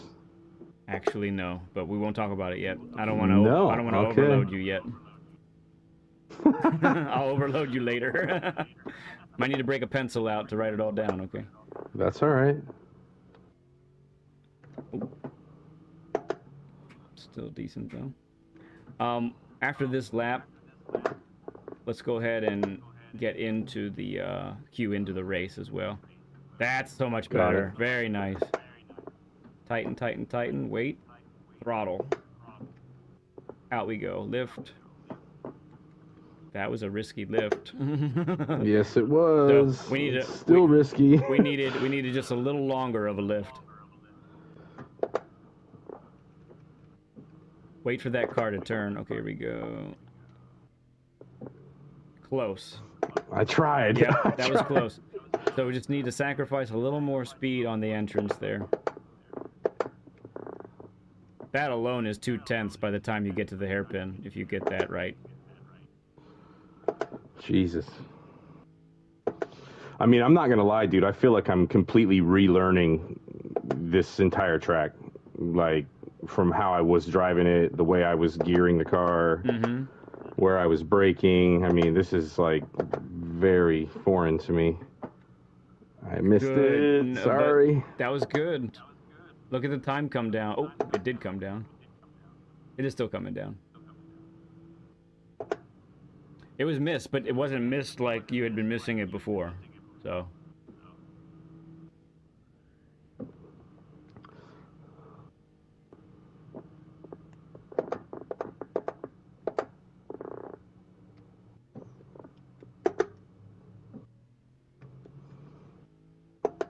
Good.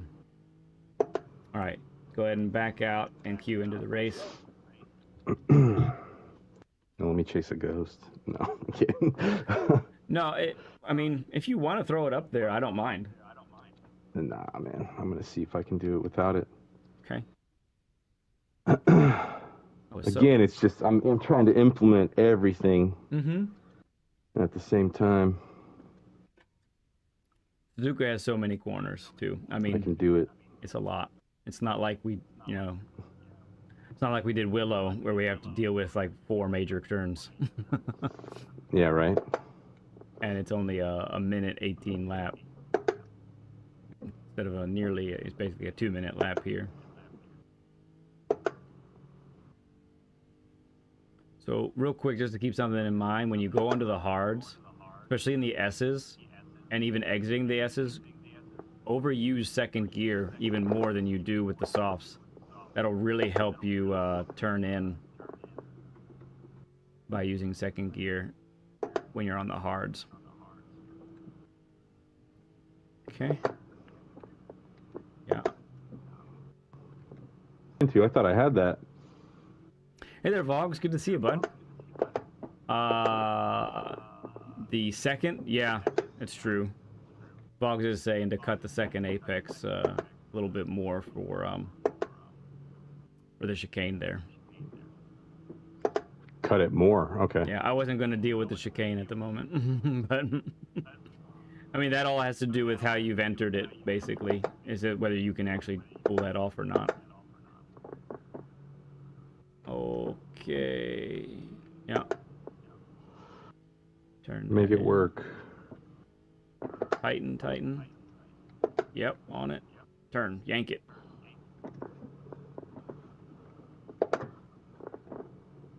Wait for it. Okay, turn and lift. Ooh, with room to spare. Yes.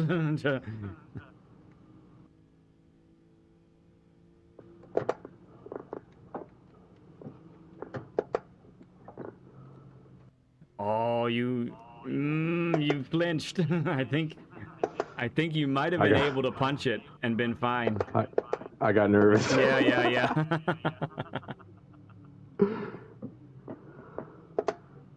So with that slower entrance, you hit the apex at 71, and then you dipped below it because of that little double throttle, but.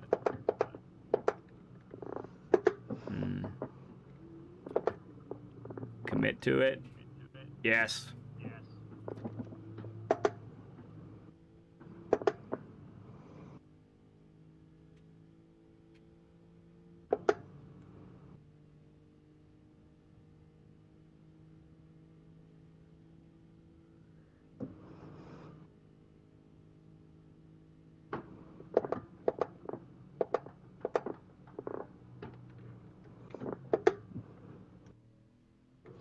That much? So I was actually looking at steering and throttle there. I didn't actually see your line. I mean, I didn't get a penalty, so I didn't go too far. You must have done fine, yeah.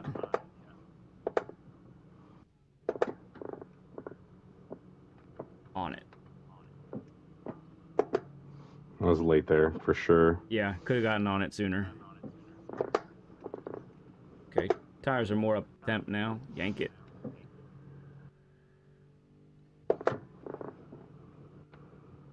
Wait for it. Lifty turny. I think I'm actually hearing understeer squealing. Is that right?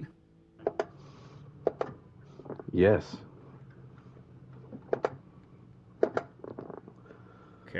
Yeah, that's telling me that we're not getting the car pointed before we're on the accelerator for that uphill left-hander.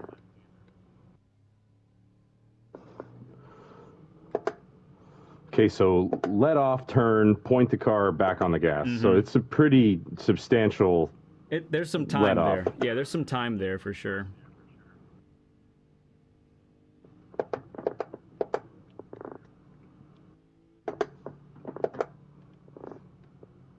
Commit to it. Yes.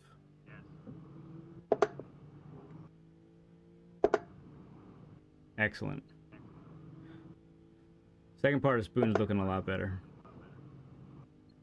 That's about it so far. No, Vogs actually did like how you did the chicane, so that's good.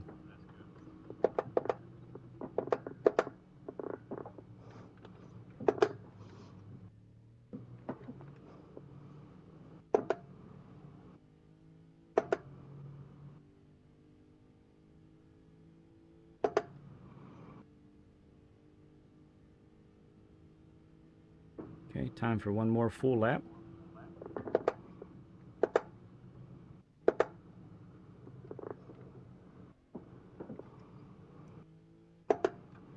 Okay. Dang it. You're still within the vicinity. Yeah, I liked that there. That was good. Yep. Could have waited for the car to get pointed again a little bit.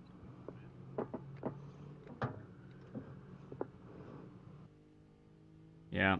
In all of those scenarios, that was not waiting long enough for the car to point.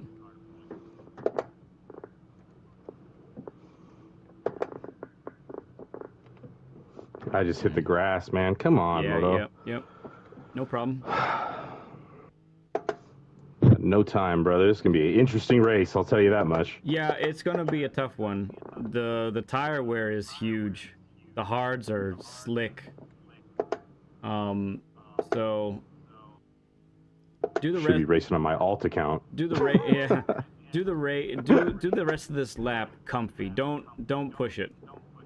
Do what's comfy right now.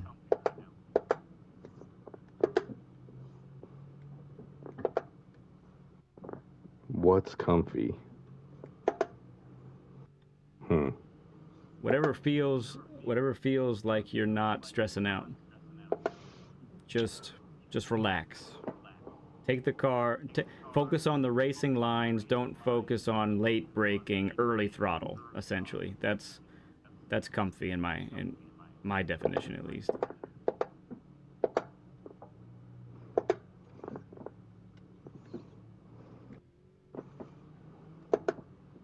Oh. We like some grass. Good. It's pretty good stuff. There's guys outside mowing mine right now, so I thought I'd pay tribute. Oh, that's one. That's a really thoughtful thing for you to do. That was for Eduardo and his team. Oh, nice. Thanks, Eduardo. He's a heck of a landscaper. Cool. The man is an artist.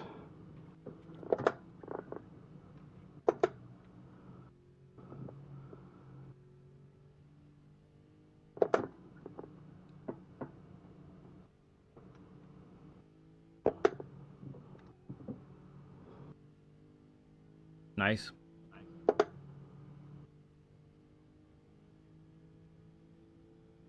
Okay. The money turn.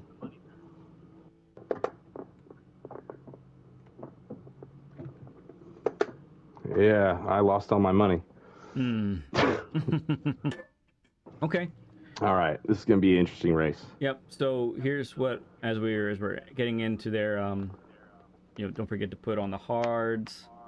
The key is we'll have to dial it way back on the hards.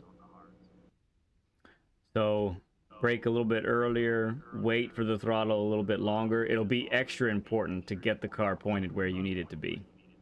Okay. So wait for that car to get pointed where it needs to be before getting on the throttle. And then for the S's, and then even the exit for the S's, I would use second gear to dive into the corners. think these guys are qualifying in those 911s, or are they driving them in race? Could be. I don't know about Castillos. That the guy in first could be. That could be just him messing around because his time is sick. Yeah, man. He's comfortably on the pole. Yeah. And he's got the pace. A good half second on everybody, just about. All right, so yeah, at this point we are feeling out the hards for the first time. So no craziness. Get the feel for it. This is going to be interesting. If you have to give up a position, do it.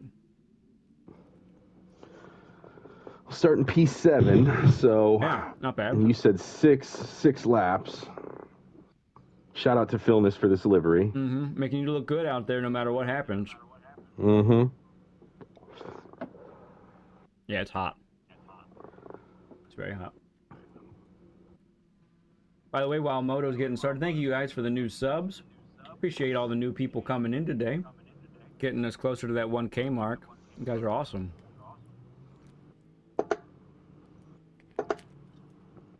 Alright, I'm not going to say too much, except if I feel like I really need to, okay? Roger that. Oh, hard tires are different. Yep, don't be afraid for exiting in third as well. In some cases where you were doing second, it's just going to be safer. Okay. Oh, Volkswagen.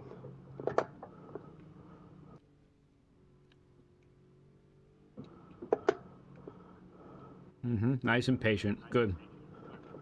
Don't die. Go ahead.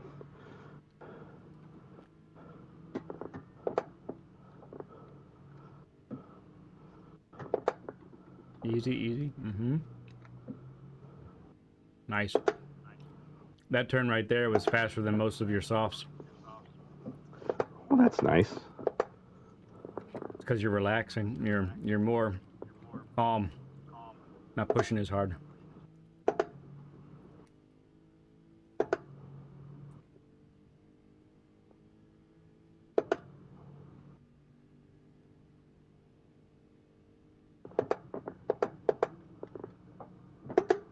Whoa. Easy does it. More brake. Whoa. Yep. No, it's good. Pace is good. This pace is serviceable. It might feel like really slow and kind of sketch. Keep it up. It's good. Car's just moving around a little more than I'm used to. A little bit of dirty air here. Yes, sir. Come on, hold it. Nice. Volkswagen's dead. Brake. Yeah, back that braking point up for these hards. Yeah, man, I didn't even think about that. You still did fine. Good mid corner adjustment there.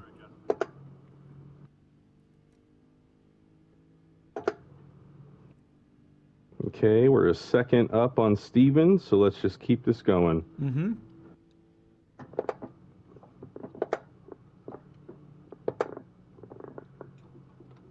Whoa. Come on.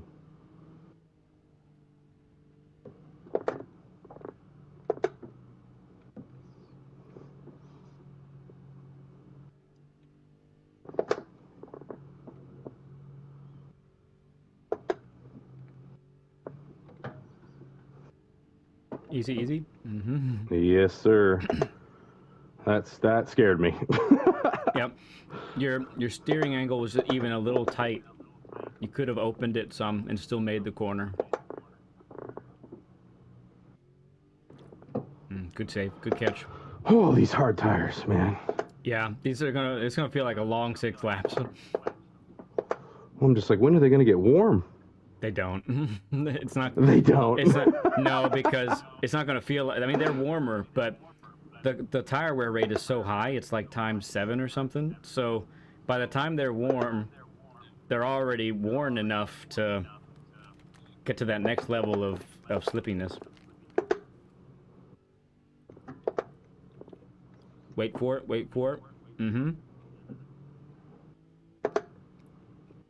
By Blankenship says, you don't have to be great for us, Moto. We're just here to hang out and have a good time, brother. Oh, thanks, man. I appreciate that. Thank you. Although I'd like to be fast. You're doing good, dude. You're in a sweet spot right now. And don't forget, some people might actually have started on the softs. They have to go to the harder compound.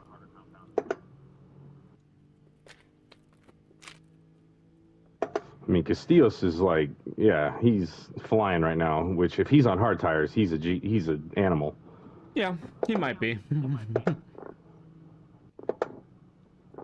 We're not worried about that right now. We're in a good spot. This is my first race here. I don't care about winning. Yeah, you're in a good spot. You're in a comfy situation. You got 4 guys ahead they're all close. They're slowing each other up. And if you catch them, I wouldn't really push too much to try and get by. There really aren't that many opportunities anyway. Not here, man. This is a weird track to pass people on. There's not many opportunities at all. It's really tough to pass. If you catch up to them, it's really about waiting to see if they make a significant enough mistake that you can capitalize on. Philness says, watch the fresh paint. He's not wrong. Yeah. Doing good so far. Oh, dude, he lost it. Bummer, brother. There was a death. Yeah. Hairpin claimed somebody. Daniel says he should have been in bed 2 hours ago. I mean, you can still go to bed, bud. I'm glad you're staying with us, though. 3 a.m. for you. Goodness gracious, dude. What a legend. Get some sleep. Wow. They're just gifting you spots, dude. Yeah, man.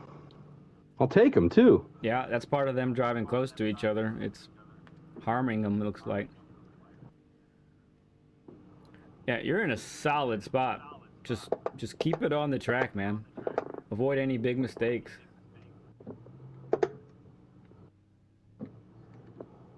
Your pace is good enough. 204 is not bad for the hards at all. Another 204. That's good. We're in there. We're solid.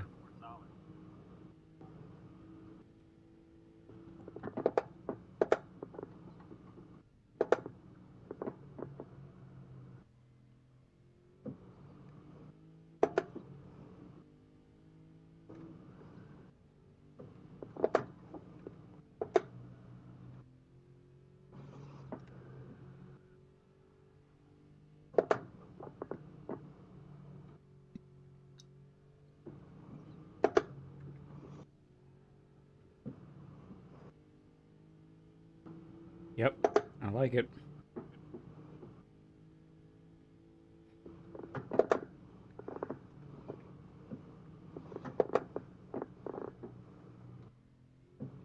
Excellent. I need to be on. Too.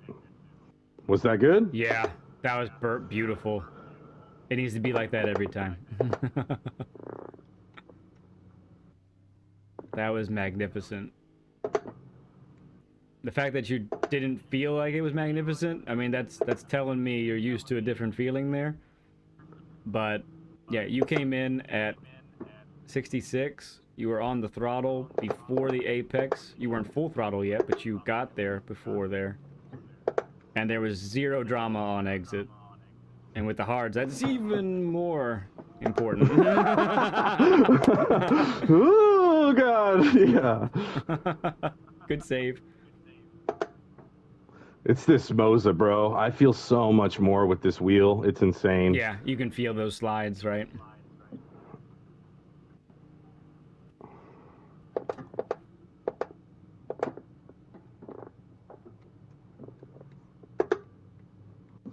Okay.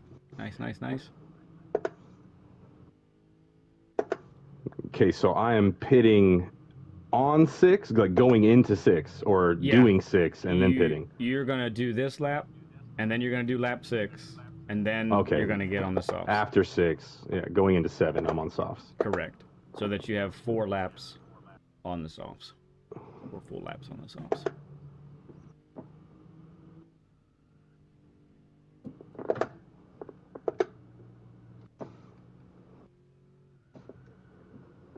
we'll see if anybody was on the softs and were able to extend the. If that's the case, they'll pit now. But maybe everyone's figured they. I don't see anybody. Yeah, it's the hards. The hards is the strat. Yeah, in this lobby, that might be more common for them to get the strat the best way. I was Touch watching. fourth. They didn't need to touch fourth. Nah, that's just an extra gear to slam down. And like you said, that's gonna mess me up on the roto. Yep, it will. It adds braking distance.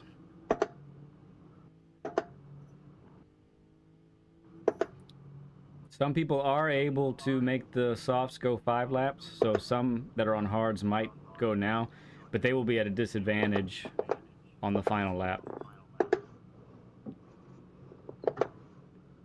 Patience, yeah. Spoon looks so good, dude. It's really nice looking. Is that a vet behind you? 458. Oh, it is a Ferrari. Okay.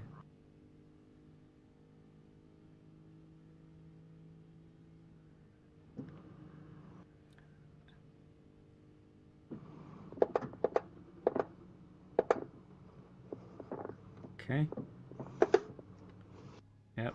Roland says he can do 5 on the softs. Flacco was on the softs.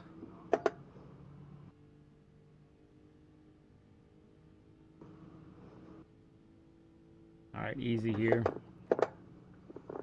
Yeah. Good gear work there to make sure you didn't go too wide. Nice. Hey, Wicked Quick. Coach, how's it going, bud?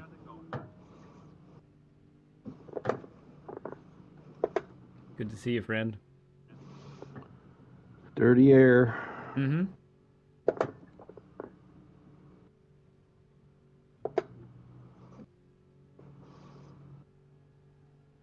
Yeah, wait for it. At this stage right there, going into second for that uphill to get it to turn would have been good, especially with the worn hards. Gotcha. Okay, that makes a lot of sense. Yep. Just extra rotation. Mm-hmm. Gets the car. Yeah, he's slowing down a lot. He's on the hard tires too. He's got nothing left. Maybe. With that MR, he might be able to extend those softs. Yeah, we'll see. We'll see what he's on.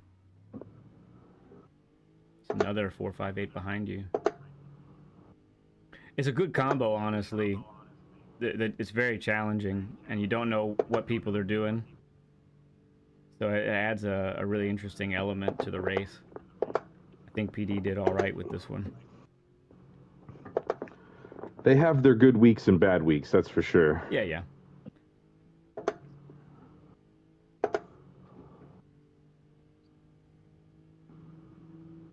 All right. All right, so we're pitting. Yeah, box. Make sure don't go too wide so you get that 3-second penalty. Yeah, Castillos was on the hards. What a maniac. I know.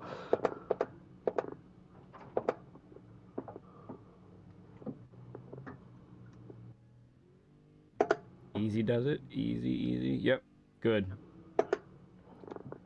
Better to lose a 10th there than to acquire that pen. No kidding, right? Yeah. Okay, so everybody's pitting now. Roland is staying out. Roland pitted already.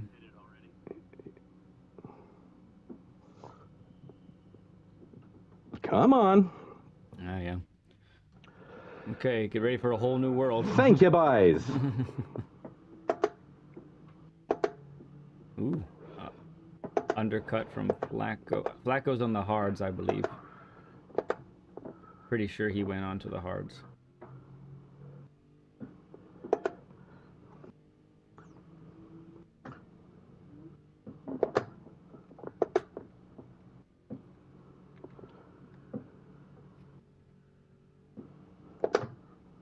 All right, let these tires warm up. Lap 8 will probably be where the tires are at their best. And then after that, the next 2 laps, they'll kind of drop again because of that tire wear is really something.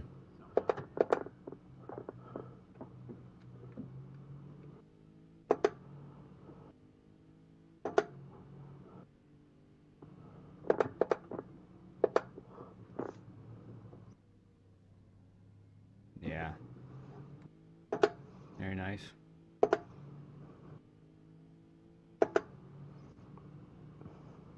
Okay. Tough situation here. Yeah, I like it. Try and go a little wide here. Maybe get some... Oh, crap. Sorry, Flacco. It's all right. It's okay. I was going to say try and go a little wider than him, see if you can get a run. Like I said, I think he's on hards, so... Oh, goodness. Here we go. That was a move. Everybody's going to start diving in. Apparently, yes. Mr. Hokiyama said, I have the BRZ. I will turn. Yeah, he got pushed by Diogo. Okay. He got he pushed him through. Okay. Now give yourself space here to react to whatever might happen.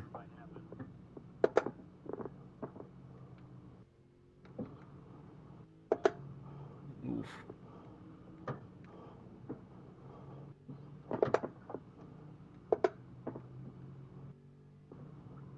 Yeah.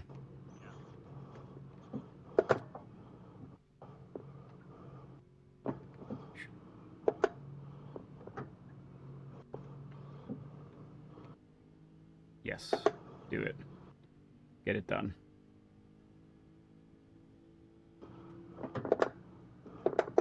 Yeah.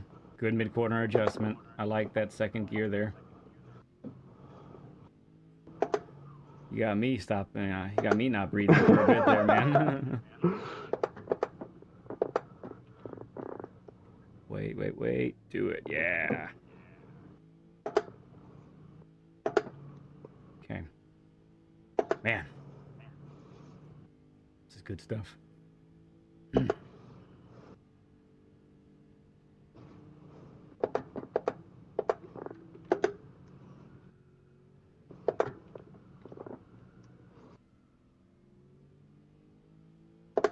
Okay. Second part of spoon. Give me like 10 to 20% braking next time. Gotcha.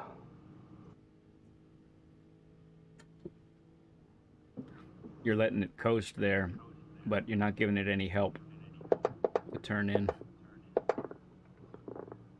Missed that completely. It's okay. The guy behind you did worse. By a lot. Now they're all three wide behind you, so you just go. Don't worry about behind you now unless I tell you to. Yep. Roger.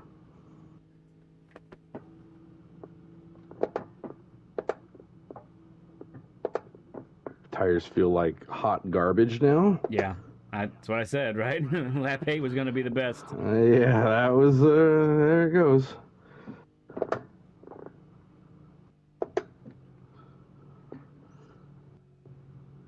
Good. Tight. Do it.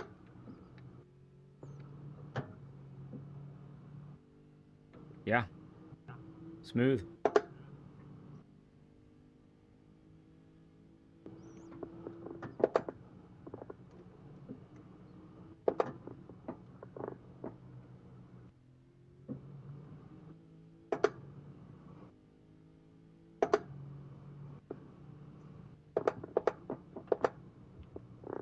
I think we got a very experienced player behind you. Yeah. He was able to catch real quick.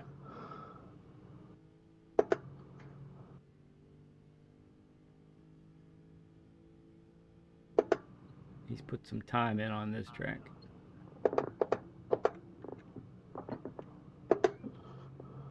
Tighten. Yeah, that's right.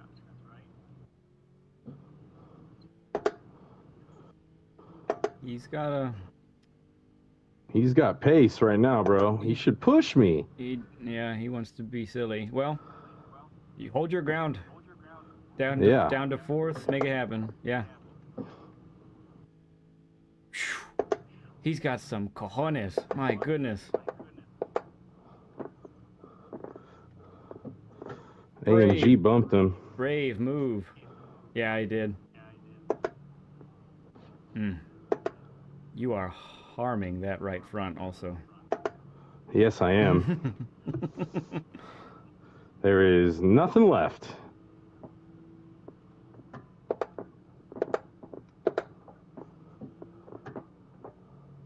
Tight, tight. Don't give any room there. Yep. All right, real smooth through here. Nothing crazy. We need to make sure we hit every apex. That's the goal here.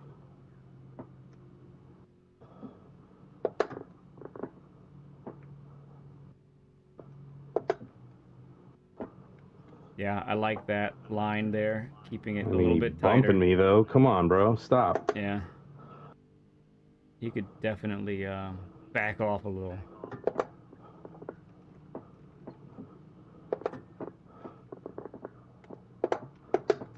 Okay.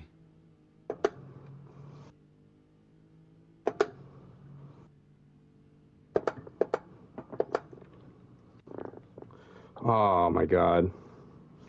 Yeah, tires are now hurting you. Okay, just try to survive.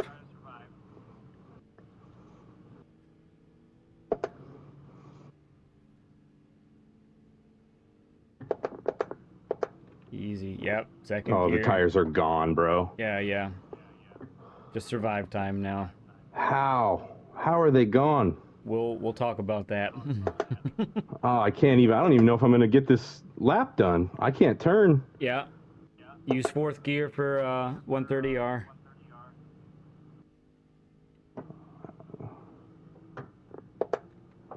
Oh, there's nothing there.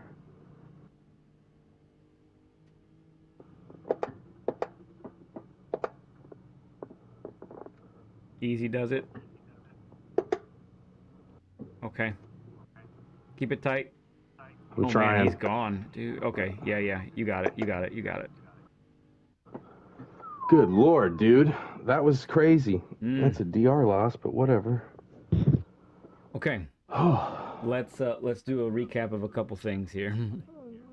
Vogg's brake balance was at 5. Yeah, it was at +5. So let's talk about the glaring elephant in the room here about the tire wear. So let me inform you of a thing. So I was able with the Lexus to go 5 full laps on the softs and still have tire material left. Now it was low, but I'm glad that this happened, honestly. I know that wasn't a great finish and all that, but what this is telling me, Moto, is you are oversteering the crap out of this car. Okay. So remember how we talked about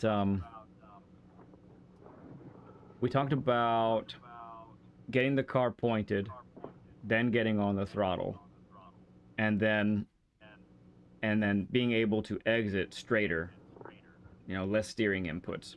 It looks like you have a habit of when you're exiting, you're turning the wheel more than you have to by a lot. Okay. So that's going to be a habit that has to break. Now, even on a race where there isn't crazy tire wear like that one, you're actually losing time too because you're scrubbing the fronts. So it's really important it's really important for you to recognize that. So we're turning. How should I put it, actually? Okay, best way to put it, I think, is this way. So we're turning into a corner, right? And then the max amount of turning input happens before we get to the apex. When we're exiting, now we should take that maximum turning that we had, and we should be gradually coming straight. What's obviously happening for you is you are maintaining that extra turning, and the car makes it, sure, but you're actually exiting slower because of it. Does that make sense? A lot, yeah, 100%. Okay, that's gonna be huge. I couldn't necessarily see that when we were doing, although there was at some point Yeah, when we were doing the share screen and you were doing the time trials, I think I said I heard Tire squealing. tire squealing from understeer. Yeah. So it's definitely there. It's definitely a thing. Here's what you need to do, okay? When you are practicing, I want you to aim for as little tire squeal as possible on exits. Gotcha. You feel me there? Okay. Yeah. Okay. Second thing that was glaring to me regarding... Go ahead. Oh, so I'm taking notes right now. Oh, okay, so. good. Second thing that's glaring to me, and I need to ask you a couple questions though. So, after 130R going into the chicane, that big braking zone. Correct. I saw some significant brake modulation. Why is that, do you think? Or so I guess first of all, do you recognize you were doing that? And second, why do you think that is? Yes, truly it's because I'm getting used to a true load cell still with the CRPs on the Moza coming off of my Thrustmaster. Yes. It's just, even though, I mean, I've had it now for, I think, 9 days or something like that, it's still quite an adjustment to get that feel down. And I've adjusted the brake at this point a couple times to really get the better feel for it. But yeah. Still going through the paces of the load cells, for sure. Okay. A true load cell. I had the TLCMs, and it's a load cell, yes, but not modern load cell. Oh, so. Gotcha, no problem. So what was most concerning about that is you were actually, in some cases, never at full brake going into that big braking zone. So that's a habit that we want to eradicate. Now, let me ask you something. How hard is it for you to push the pedal all the way to 100%? It's not, and I even have it mapped where my 100% isn't the full total throw. Yeah. It's probably 92%, is full, essentially. I have a little bit more room past, so gotcha. I don't know if that's right or not. That's good. You may want to back that up into the 80s somewhere, perhaps. Just a suggestion. Just something to fiddle with a little bit. Because that, and I understand, that chicane, I'm sometimes braking too early, and then I realize, oh man, so I let off, and then I end up back on it. But I do think I saw a lack of 100% in other parts of the course when, like the hairpin. I did see it there too sometimes, where you actually weren't 100%, and you definitely want to be. You want as much of the braking prowess of the car that it'll possibly give you, but it won't do that if you end up not pushing it all the way down, Makes a lot of sense, man. Yep. So honestly, let's talk about the race for a second. A lot of positives out of that, honestly, dude. Like, you held yourself really well, especially for the first time you're doing that race all week. Yeah, you had a lot of practice you had some practice on the track by yourself, but bro, excellent job, man. Like, thank you. Honestly, I feel like you're there. Like, I think really, that consistency that you were talking about, that we talked about before, honestly, I think that's gonna happen really naturally. You adjusted really well to all of those scenarios, and honestly, the only thing that hurt you in the end was the oversteer that you're doing that ended up melting the fronts, Oh yeah, they were cooked. Yeah, they were gone. Yeah, so going back to the tire wear thing and overturning, I think that's probably priority number 1 for you, bud. Gotcha. Not only for tire wear races, but for exit speed as well. So let's, I know we didn't practice this, but Big Willow, right? So I know you put up an 18.9 on that one. That long right-hander after the turn 1, you know which one I'm talking about? Mm-hmm. That one is exceptionally important to feel the difference between overturning the car, overturning the wheel, and finding that balance of, okay, right here's the sweet spot. I did find, you did it in the NSX, correct? No, I was in the 4C. You were in the 4C, okay. So the 4C, I think, is a little more forgiving than the NSX in that regards. But go ahead and, yeah, if you wouldn't mind, maybe just doing that real quick. Just hop in there. I know you got, I know you have to, you're gonna end up having to go for work in a little bit. But I want you, because it's a great little practice here, because I want you to feel what the wheel is telling you in regards to understeer there, okay? Gotcha.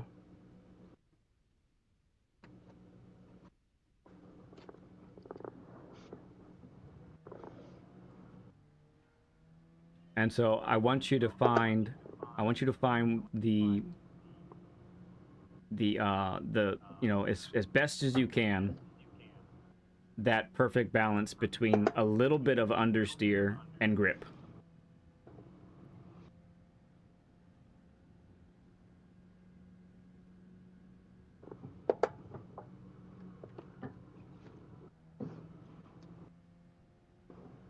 God, Group 4 is so different. I know, right? All right, so here we come.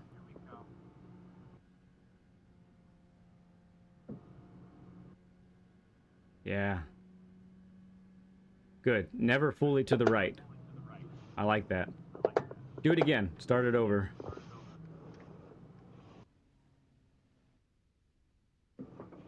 This time, carry a little more speed. Try to be at your slowest at the middle of the corner. Got it.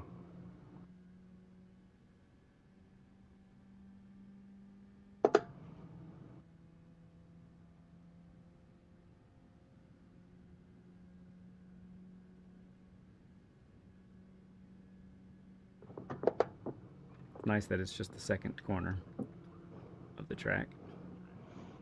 All right, let's dive in there. Carry lots of speed in there.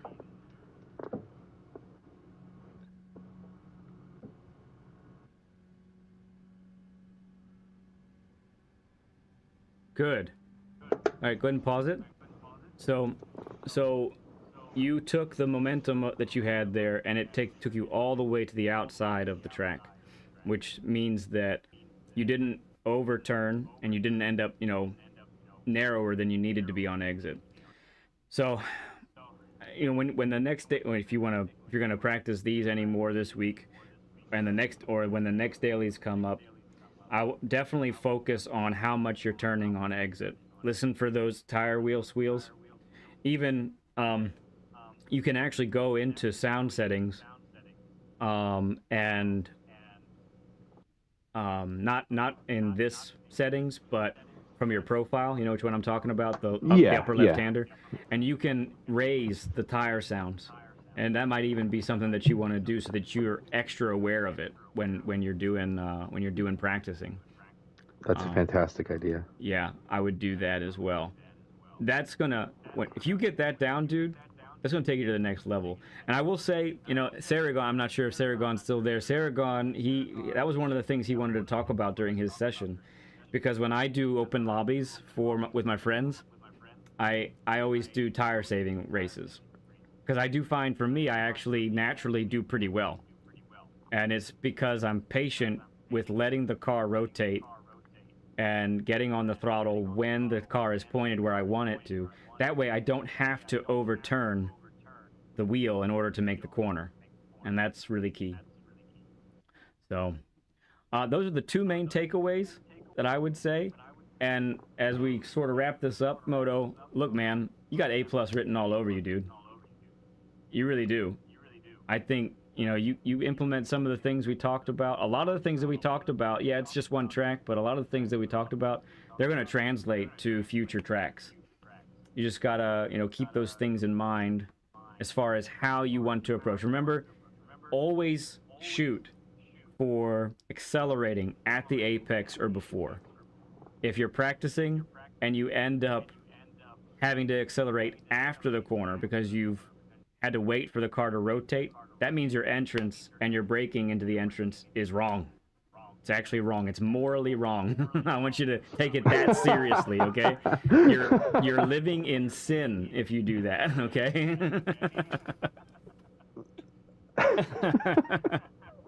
I'm writing that down. Yeah, take it seriously. You are morally wrong, sir.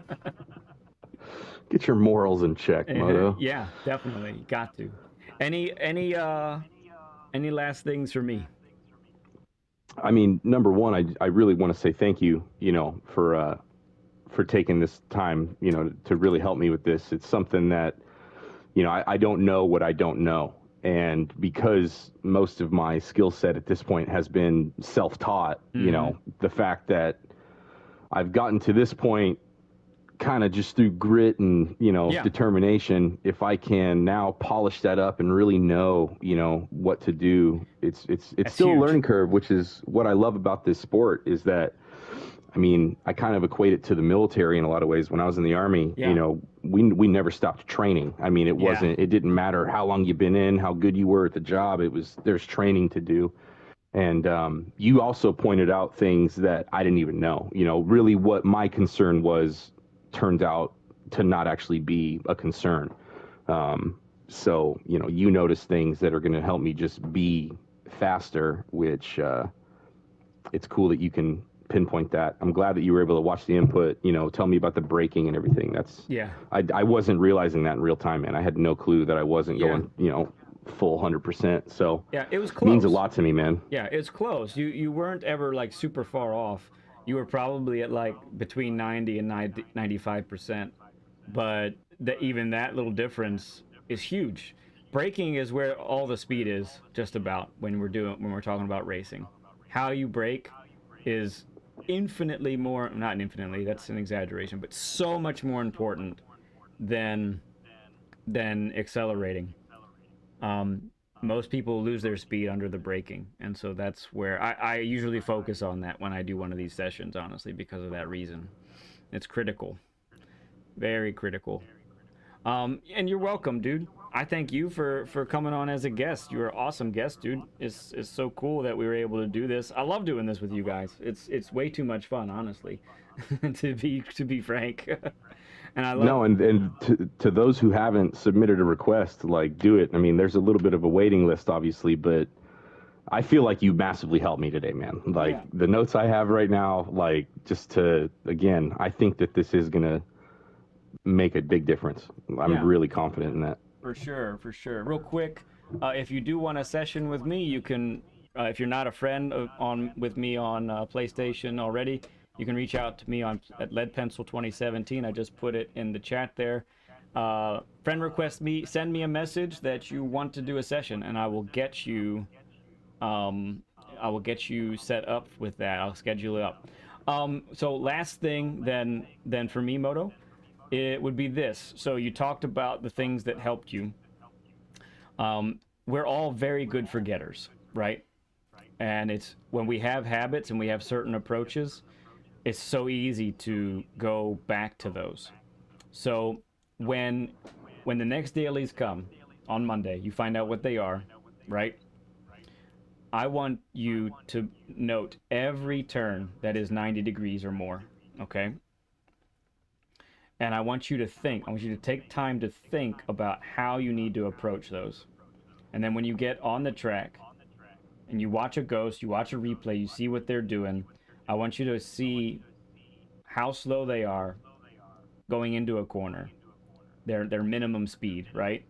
So that you know that okay, that's what's possible there, and still making the corner. Find out where you need to sacrifice speed. That's something that is often critical. So for Suzuka, the S's, knowing when to sacrifice exit speed to set yourself up for the next corner, that's monstrously huge. It's so important to be able to do that. So I want to say it this way too. So I think everybody, when they do this game or any other sim racing game, we all have I'll call it a natural plateau. We all have a plateau that we can each reach on our own with no help. Just by the way we adapt, whatever skills we already have, whatever talent we already have, right? And then to get to the next level, it really takes observation on one's own part to really, really see why you're slower in certain corners. So if you follow a ghost and you notice the ghost continues to pull away from you in a certain corner, stop and think about why. What's different? That's going to be huge for you to gaining that next level pace that you're looking for. So that, and really, when you talked about consistency on track and that kind of thing. When you are evaluating what a ghost is doing compared to what you're doing, and then you try to implement those things that you're seeing that the ghost is doing because you notice the differences, your comfortable, repeatable pace then inevitably becomes faster than it was before. And if your comfortable, repeatable pace is fast, now you can handle the competition that's around you, right? And that's where you are. As an A-rank driver, that's exactly where you are right now. So that would be my last message to you there. Gotcha, man. Thank you, dude. Cool like, stuff, sincerely. dude. Like, it means a lot to me. Thank you very much. And obviously, I'm sure we're gonna see a lot more of each other. But yeah, man, Yeah, I'm dude. gonna do everything I can to implement all this, man. I know it's not for naught. You're telling me for a reason. Yeah, man. And yeah, dude, this is gonna carry me, I think, to be honest. Very cool. No, I do see it. I see it. I mean, the way you raced, cold turkey, basically, you got a lot of great instincts. There's no doubt about it. It's just these little things where you can gain tenths rather than lose tenths on a regular basis, right? On a consistent basis. Not taking a turn, in a 4-lap race, not taking that turn 4 different ways, making sure that I guess, yeah, that's the other thing I did want to say. Knowing what's, how should I put it? Knowing what needs to happen is like 80% of the battle when it comes to identifying what needs to change. I really do think that's true. Most of the time, if people are slow, they don't know why they're slow. So by you watching the ghost and replays and maybe even lap guides and whoever else that's out there, I do a lap guide on Mondays for in my stream. I do it on live stream, so that's a help there. I use Apex Visualizer for that as well, so that's pretty critical. But yeah, man, that's what I would say. I appreciate it, brother. Yeah, man. And I'm gonna do my best to implement it. Cool stuff, dude. Appreciate you coming on. Everybody, throw up a stud emoji for Moto. He was an awesome guest today. It was so cool, man. And I think we'll see you in a chat shortly, and we'll see you on a race shortly. And I'll look forward to watching a stream of yours in the not too distant future to see how things are going. Yeah, man. Thank you so much again, dude. This was fantastic. You're welcome, bud. Appreciate you so much. We will talk to you later. Later, man. All right. Bye-bye.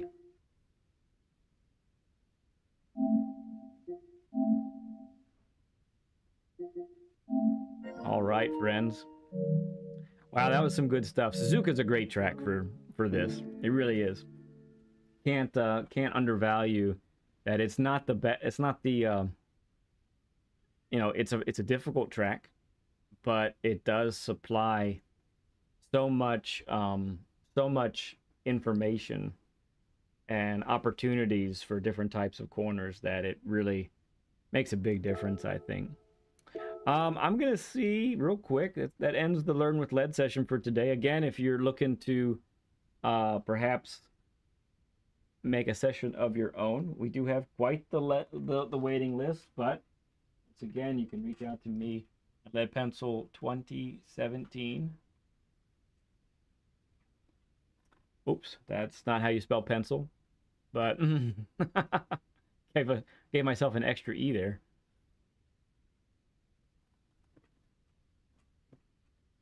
Lead Pencil 2017, and we were really lucky that we didn't have any internet blips, so that's great. I'm really happy that happened like that. Let's see. A lot of people practicing. Oh, Radion's on. Let's join Radion's room, huh? Let's do that. I think he's streaming right now. In fact, let me see if anybody did.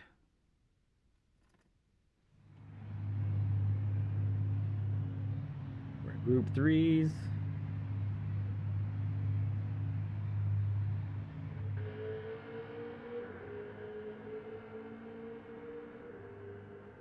The waiting list is about 8 people deep, so the sooner that you get that request in, the better.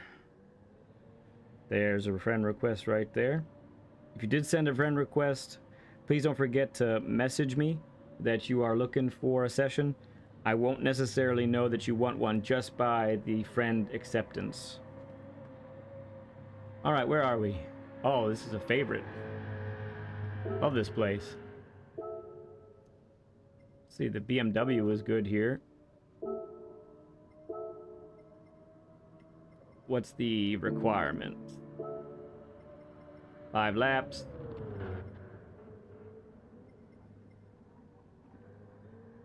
Required tire type, nothing. Let's get the softs on.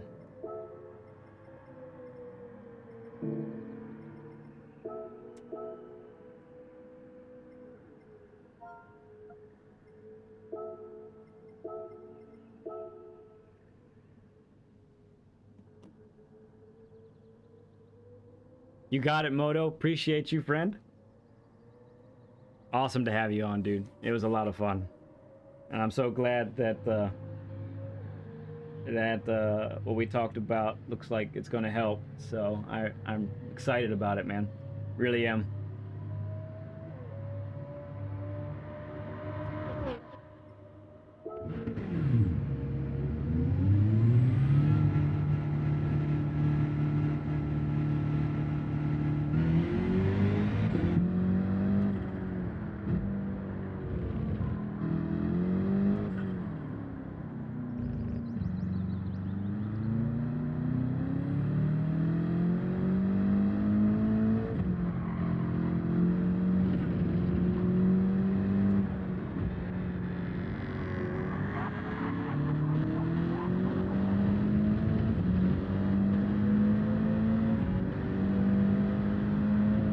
Alright, let's see what kind of nonsense we can get into here.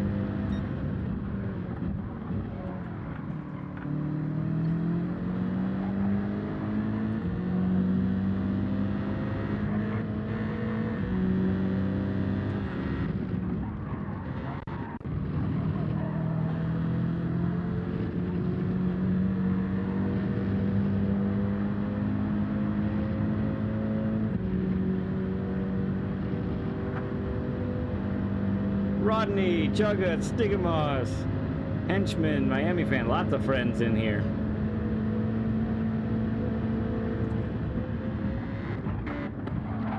Oh dear, he is lagging like crazy.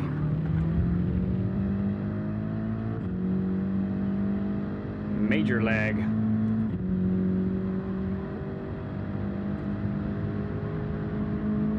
At least I think that was him.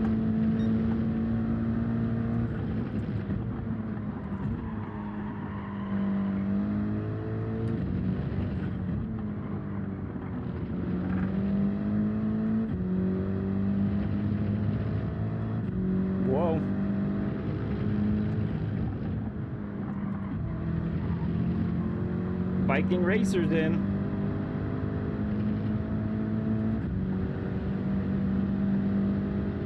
See if I can put in a lap.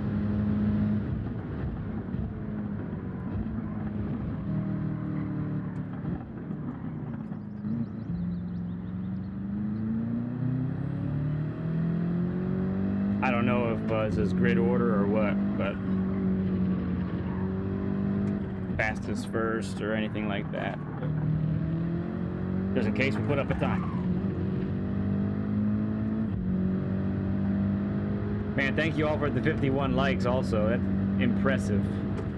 Thank you, friends.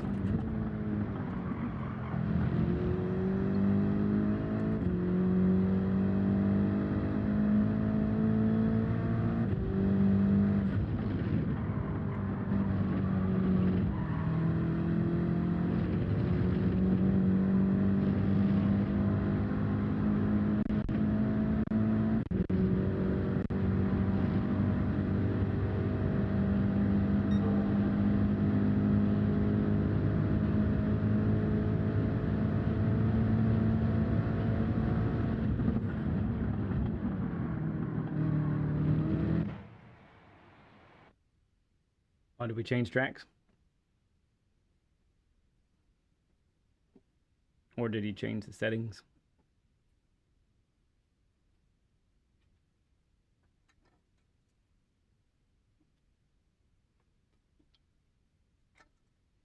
Or will it make it? It's an awful lot of preparing to do.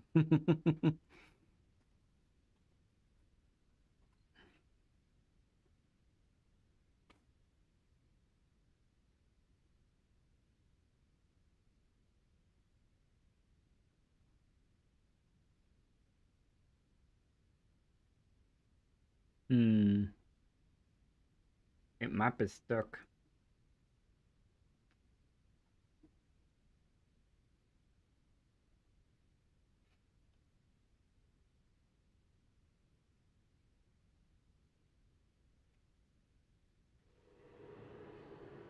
Oh.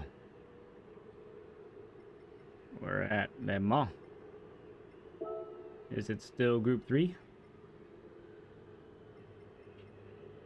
Group 3. Okay. Let's pick a car that was built for it.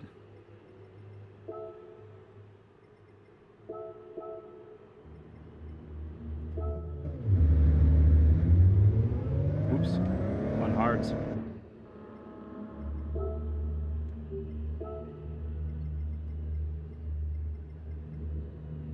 Yeah, no tire restrictions.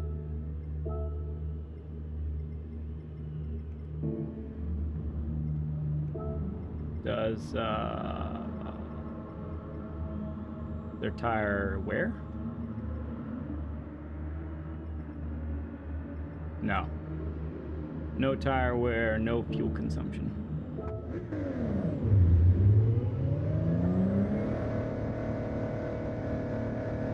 Henchman's gonna try it in the wets. Nice.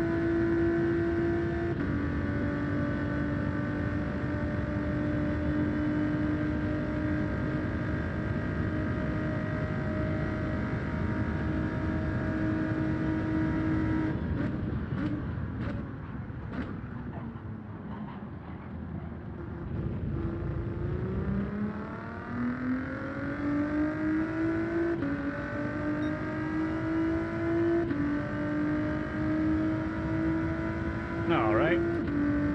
Little practicey practice in.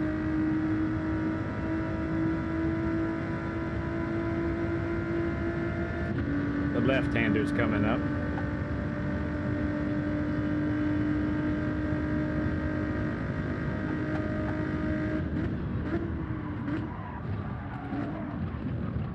Almost killed Baleno. Almost did. Rodders! It's the Rodney himself.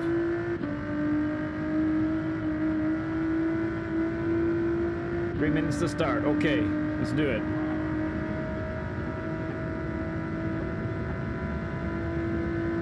This is a livery that I actually did a while back.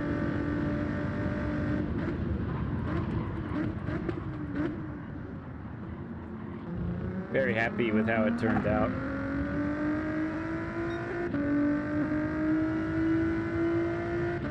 Bet the Viper is pretty good here too with that straight line speed, I would think. So we're in Radeon UK's lobby. You haven't come in contact with Radion before. He was a guest on Learn with Lead a while back. Good friend.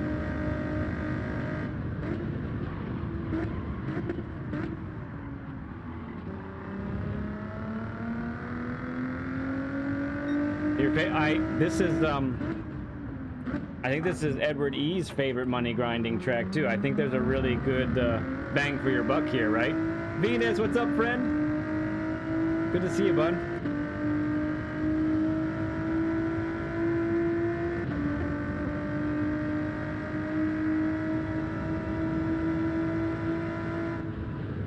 don't think I'm gonna be able to make the turn in time.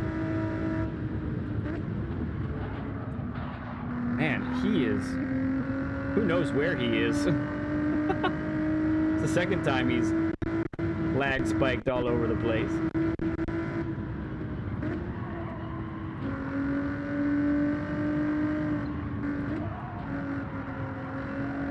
Need to turn sooner for that one.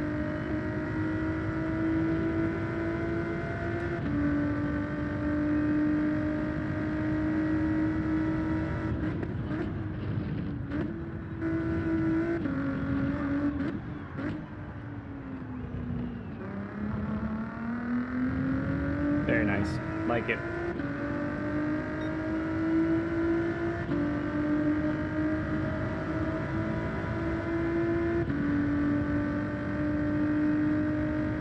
Okay. It's all about having fun anyway. If something bad happens because of a netcode problem, we'll be all right.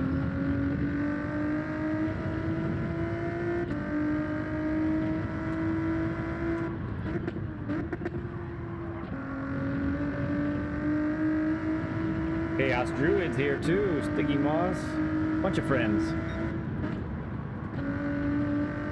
Oh, too wide.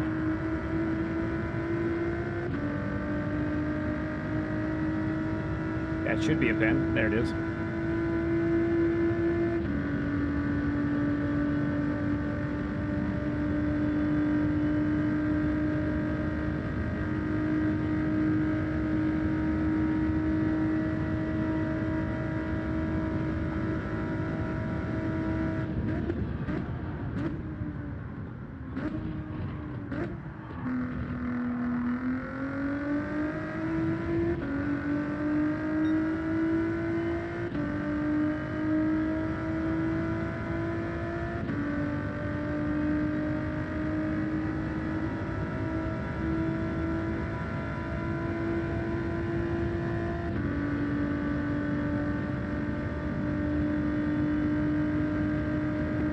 Shaped like a bullet.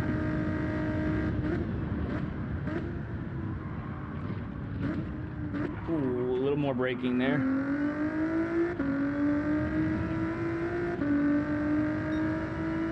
Oh, I didn't even change the brake balance. Fun stuff, here we go. First race ever in a Radion UK lobby. That's exciting. They saying over there.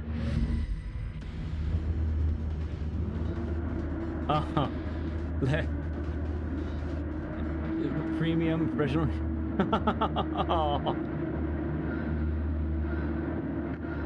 Oh, I'm starting. Okay.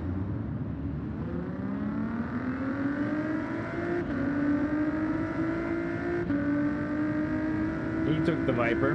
Makes sense. Another Viper there.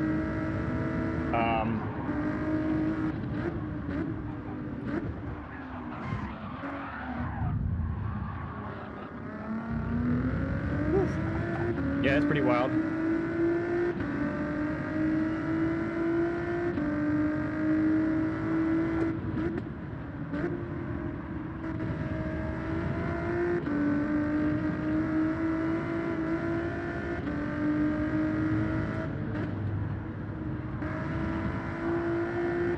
Oh, missed the gear.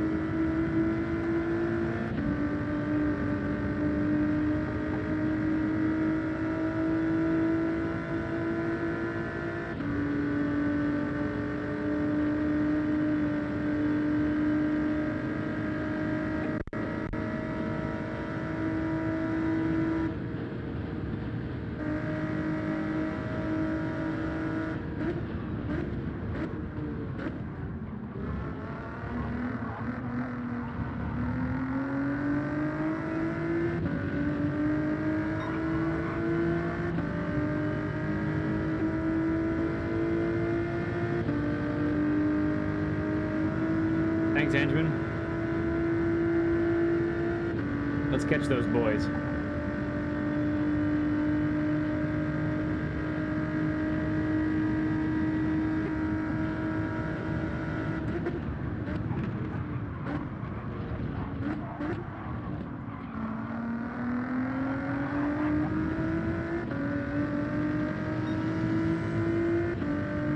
Just outside of the slip, I think.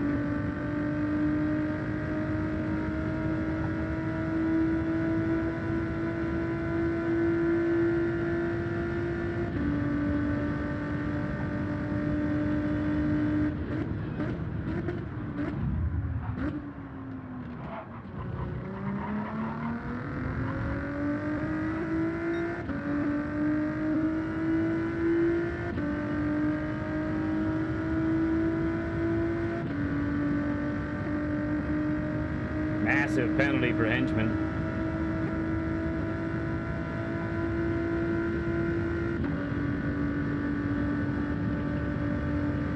She'll serve in a couple turns, I think.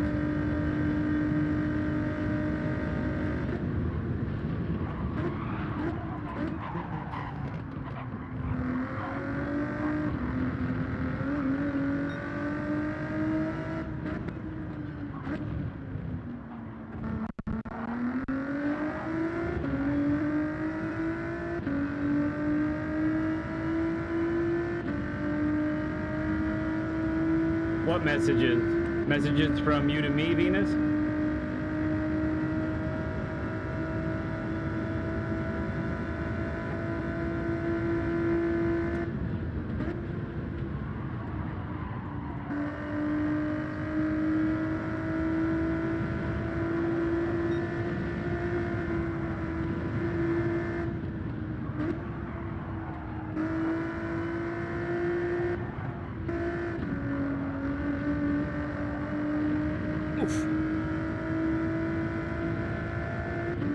Just kept it inside, I think.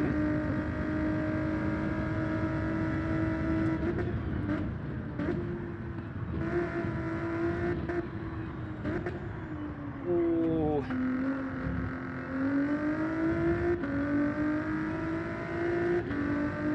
Oh, you were talking about netcode and it didn't go through. Gotcha.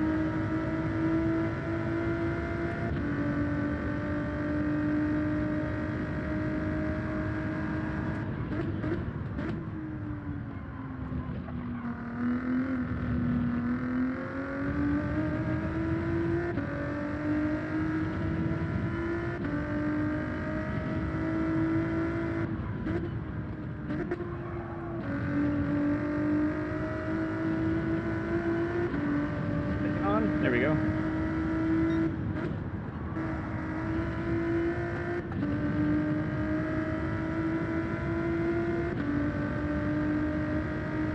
Is lost.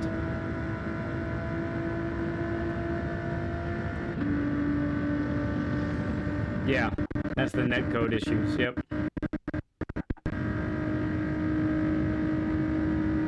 175, 76, 77, 78 with no slip.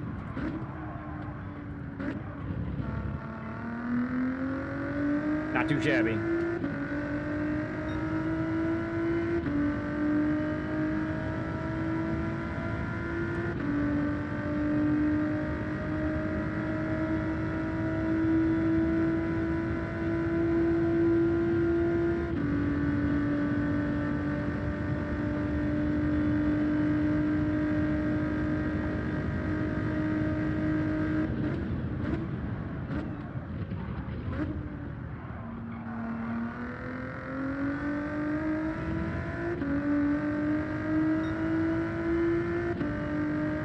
This is the car that actually was in Le Mans, I think. I'm pretty sure. It was quite good at it.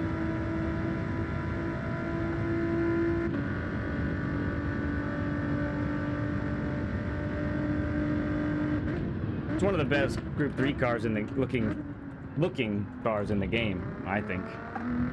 Looks really sweet.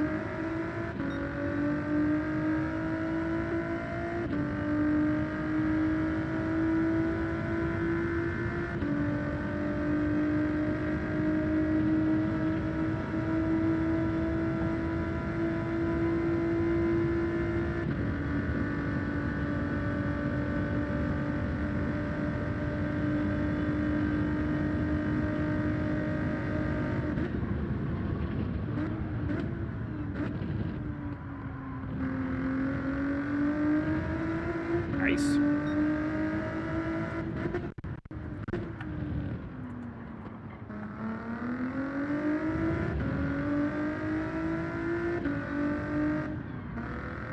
Oh, is that right? What did you use, Venus? What did you end up choosing?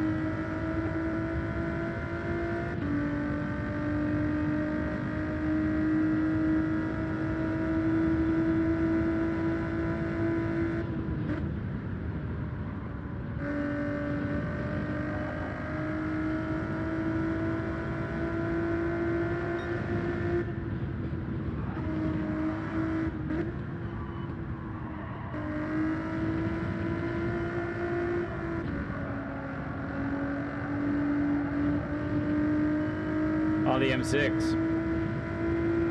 Enduro, yeah. Not a bad car for this track, but...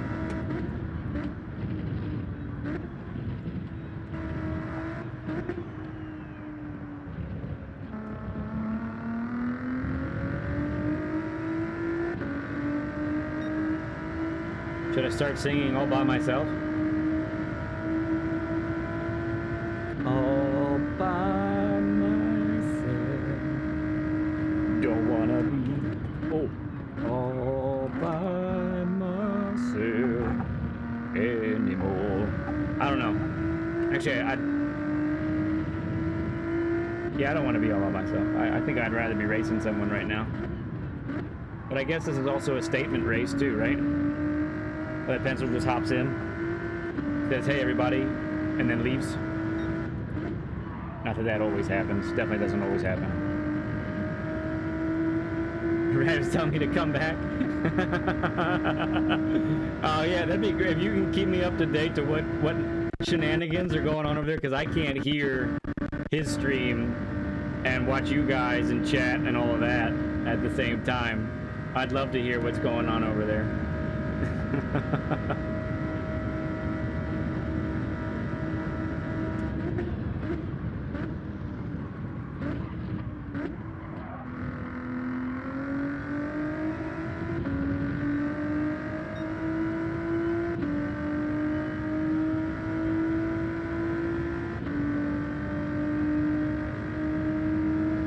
Photo, what's up, friend? Good to see you, man.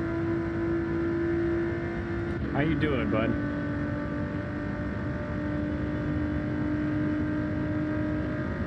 Not a whole lot? Okay.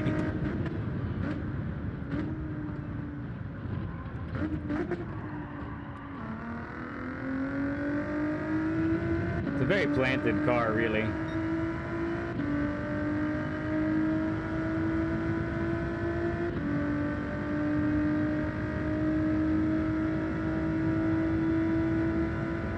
Chris Wood.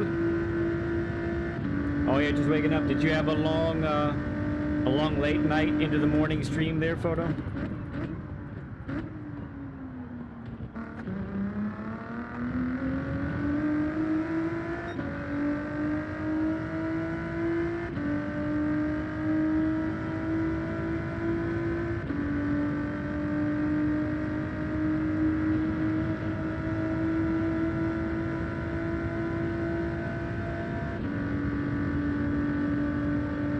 Gotcha, Venus.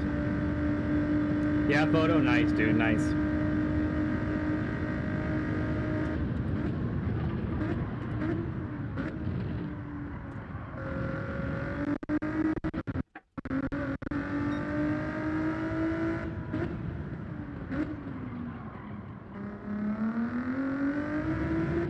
Nice long first gear in this car.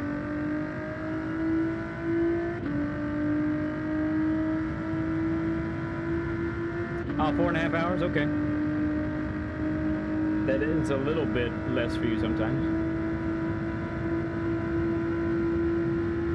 Oh yeah, well you can certainly back up. There was a lot of cool stuff that we got to talk about. Suzuka, we focus on Suzuka. There's a lot of good things that we were able to cover there. Oh yeah. Hang on, Blankenship, I see... Oh no, I see something there.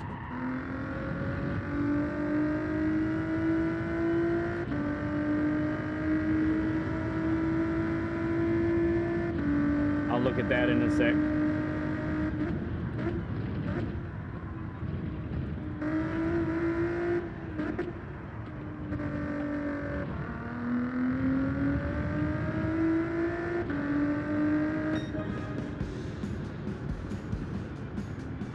Solid red. So, okay, so a couple things with that. The amount of braking pressure that you put on is white. No, the amount of braking pressure that you put on, wait a second. I'm getting it reversed. The amount of braking pressure that you put on is red. Oh, my. Thinking all wrong here. Yeah, it's ABS, that's part of it. So I'm trying to get the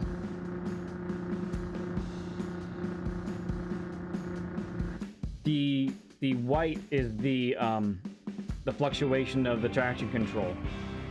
I mean the analog brakes, sorry. That's the fluctuation of the analog brakes kicking in.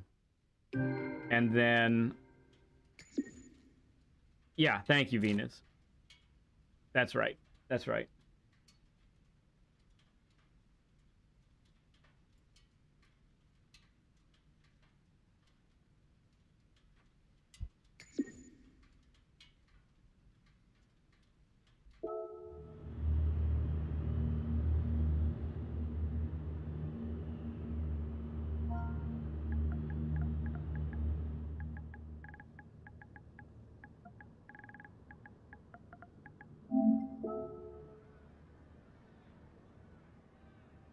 Sticky Moss chose the Ford GT also.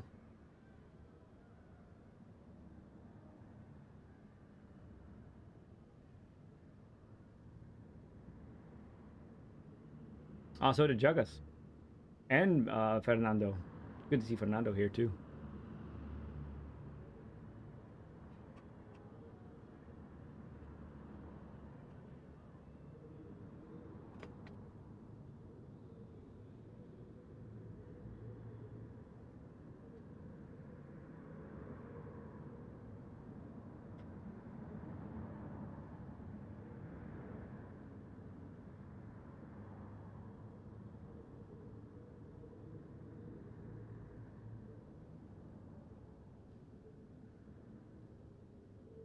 Miami fan gets to pick the next track. I wonder how he's doing that. Who, like, what position they finish in.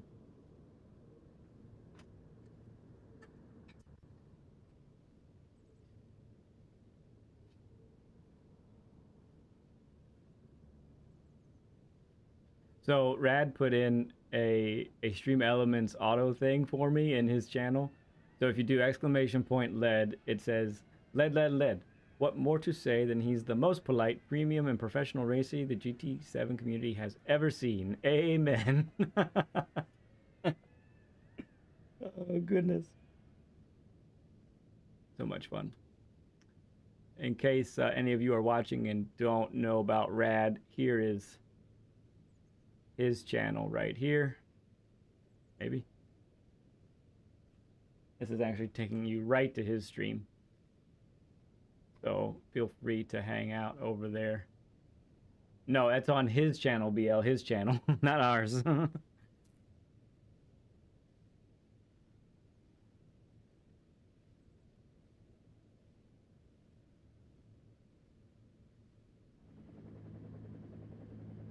If you head over there, BL, you can see it because Venus just did it, I think.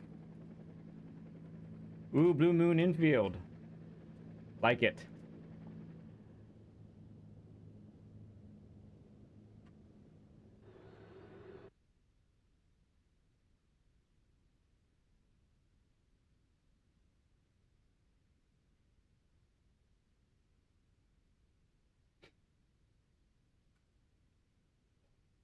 Now we have to wait.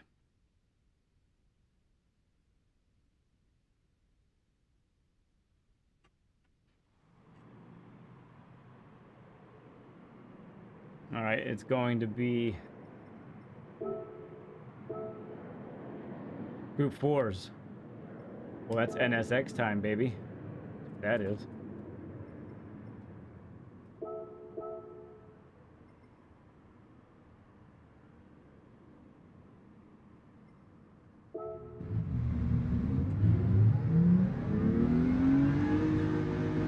Oh, I'm on hards.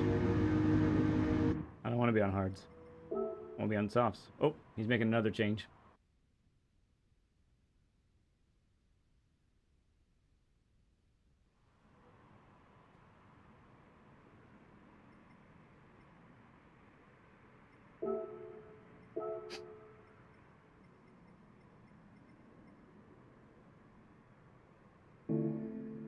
I think it's just a matter of time, Venus. It all takes time, this, right? Oh, group 3. We're up to group 3 now. It all takes time. But I honestly think if Rad keeps going, he's going to see a lot of good success. Really believe that. Let's see. Group 3.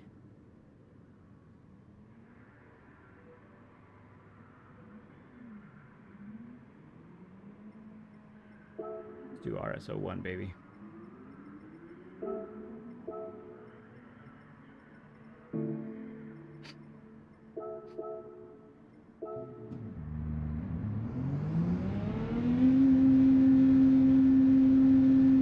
This stream's a lot of fun.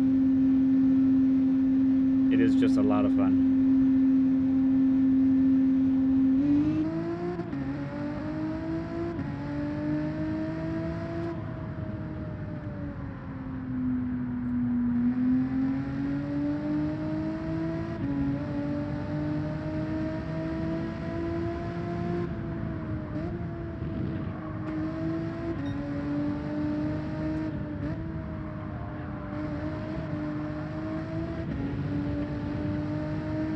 Thank you, Photo.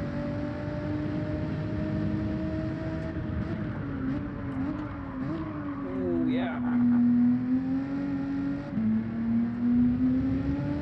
Phew. Tires are cold here.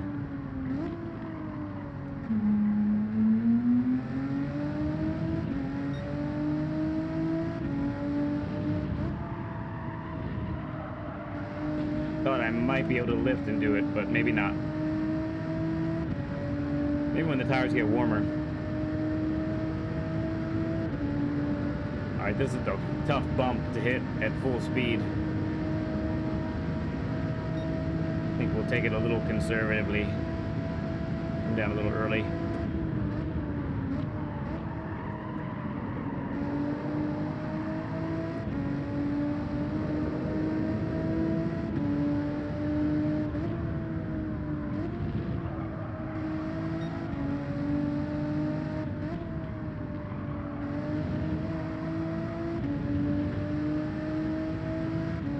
Take care, Photo. Appreciate you, man. Ooh, I need to back that up big time.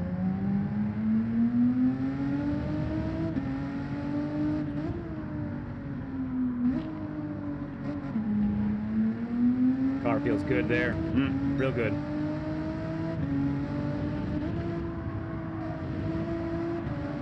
Ooh, a little clip.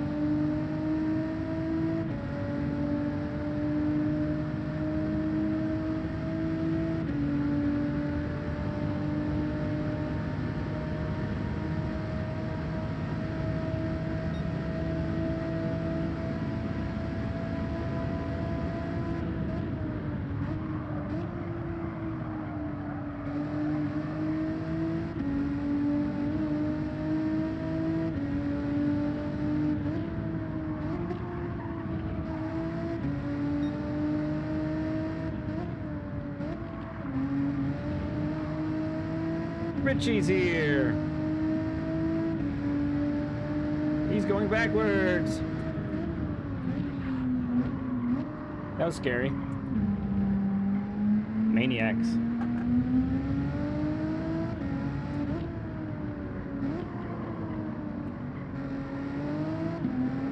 $50 burger. Yes, sir. Thank you, bud. There it is. This should be a good time.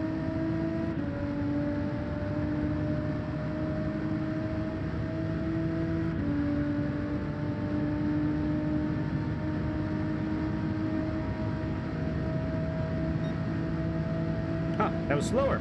Interesting.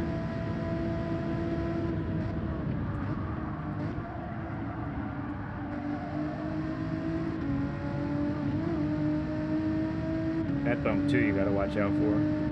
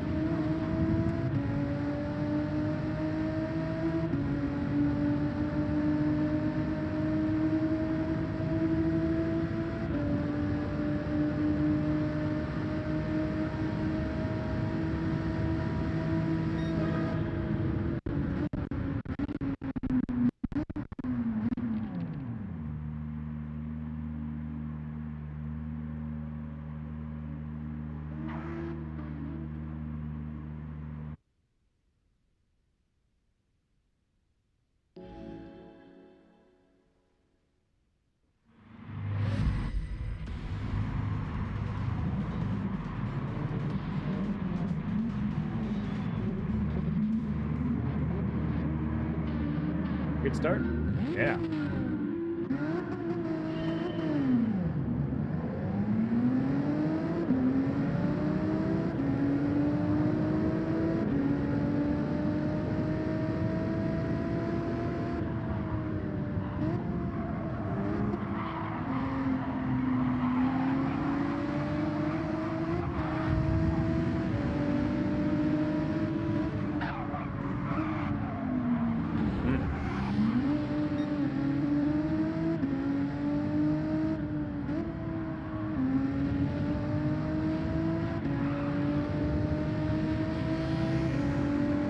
Okay, sounds good, Chris.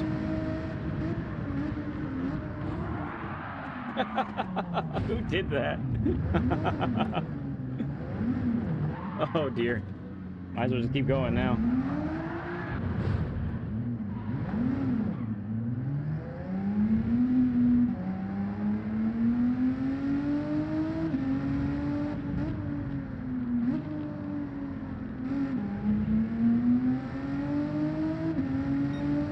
I'm guessing it was rad.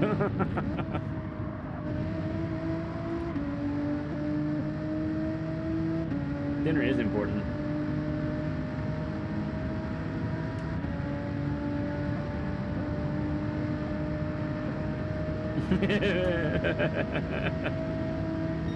Oh, I saw the 3-second pin.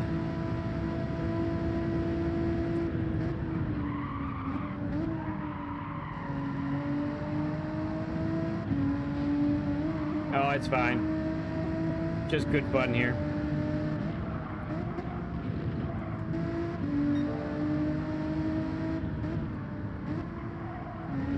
It's all because he took the ugliest Group 3 car in the history of Group 3 cars.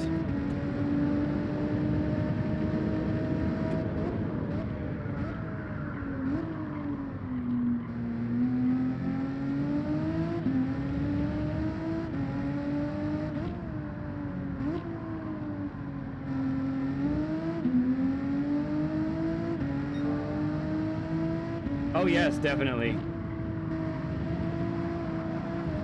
Oh.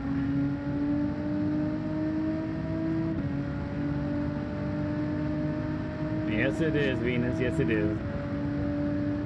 Oh, fun.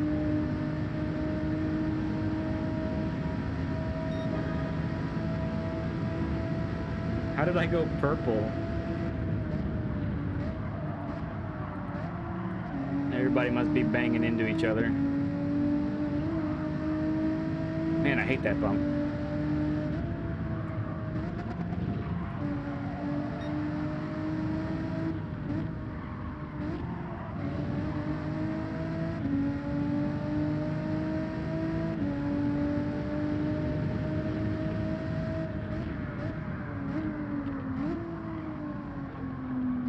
Need a mud much wider entrance to that.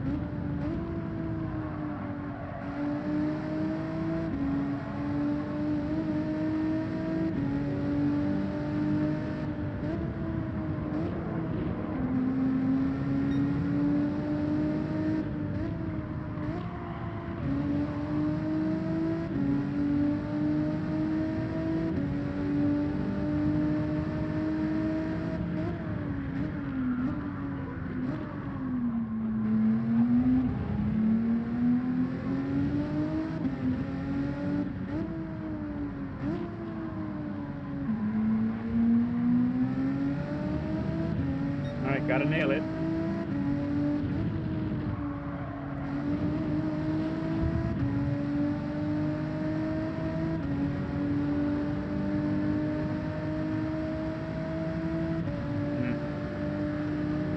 Didn't nail it enough, I guess.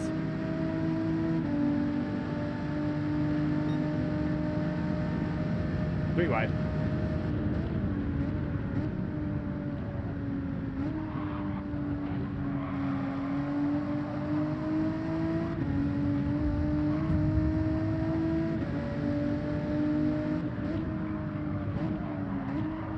Wow, just followed Henchman right off, didn't I?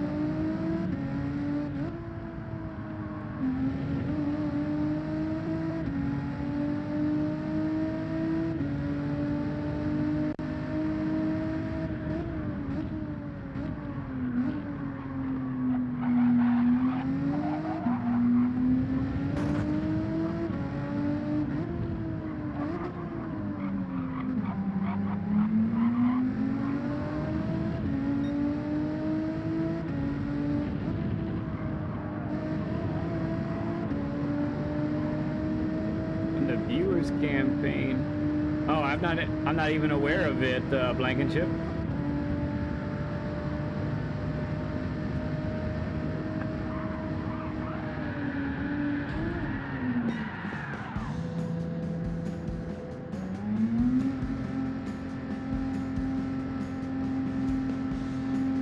Viewers can't. So it's in game. Is that what we're talking about? Something in game?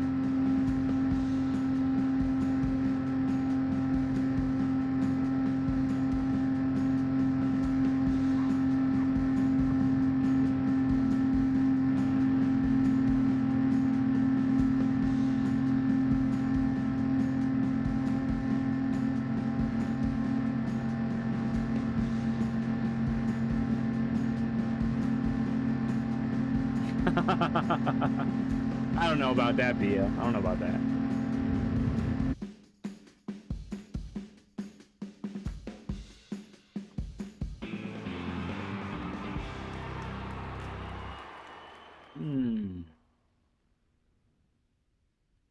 Oh, is it really? Oh, I mean, a free gift is a free gift, right?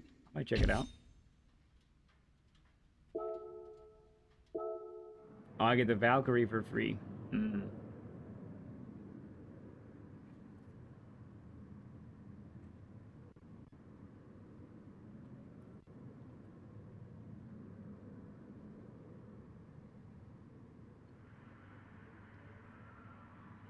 P7. Whoever was P7 gets to pick it next. Richie Razor gets to pick.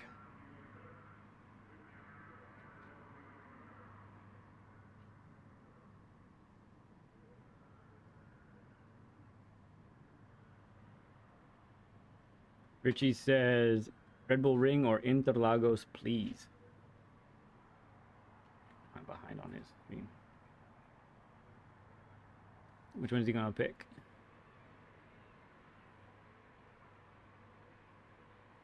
Interlagos, yes. Let me some Lagos.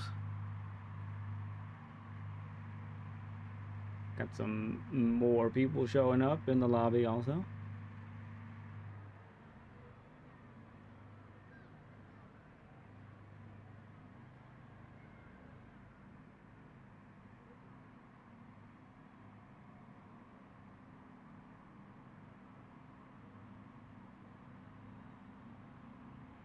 You can also do predictions on who wins. Oh! Oh, nice. Dude, that's worth it. Yeah, I'll probably do that. I could use some monies. I'm still trying to buy the some of the other legend, you know, the $20 million cars that are in the game.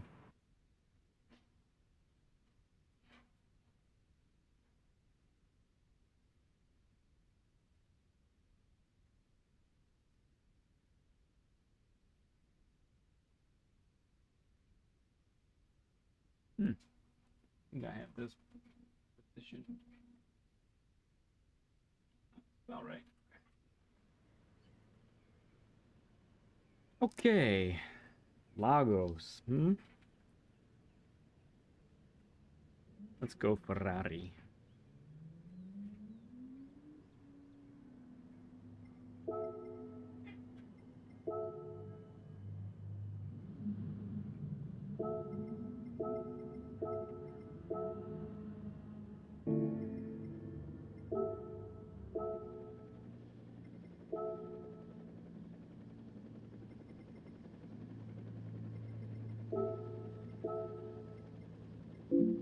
Need to buy the softs for this one.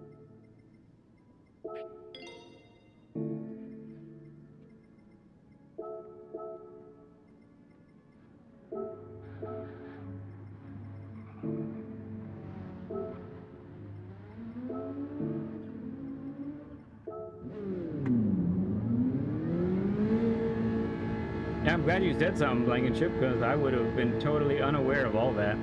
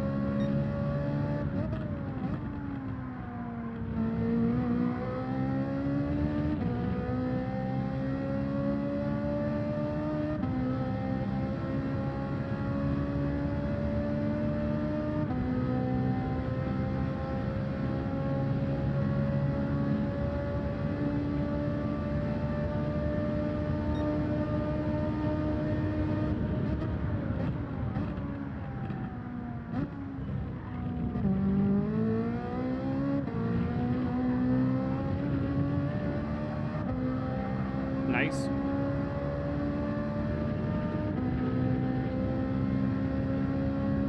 Oh, okay, Chris. Thank you, friend. Appreciate all you do, bud.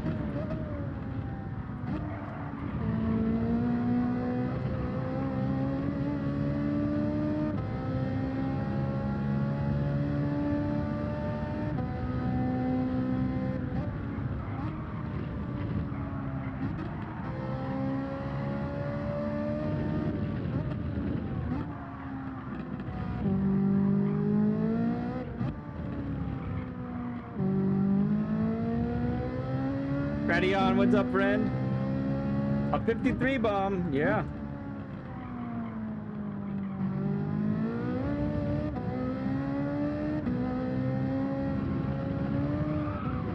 Oh, yes.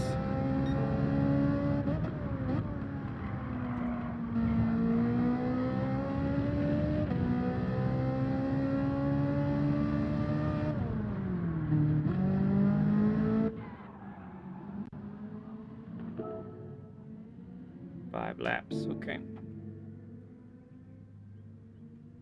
I'm trying to help Richie out.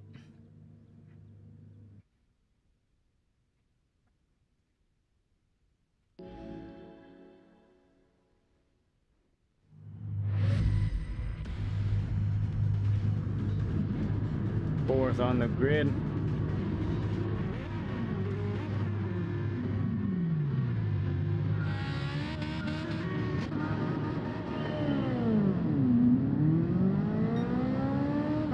Rodney and I had the same idea.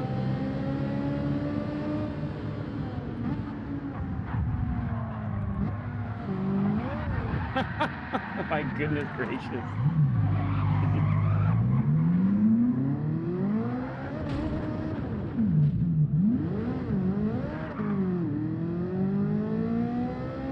All right, let's try again. Only 10 seconds back. No biggie.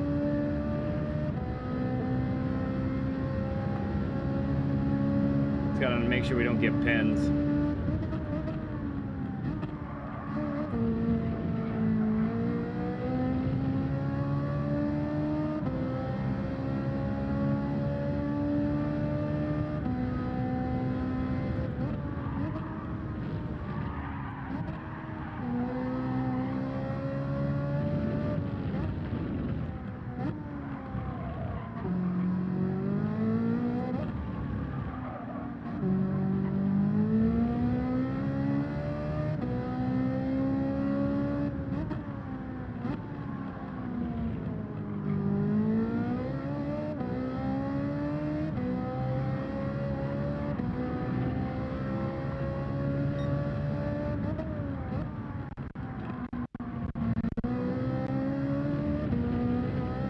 Car has such a second gear, it's crazy.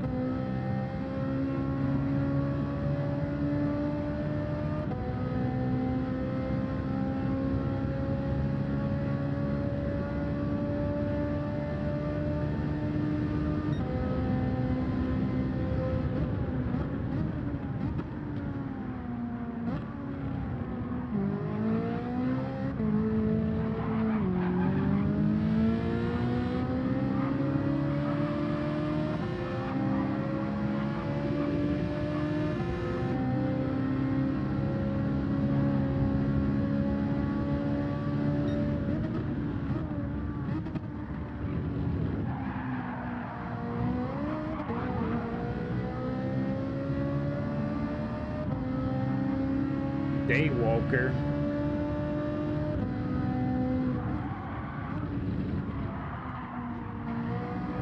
And I got a bunch of grass there.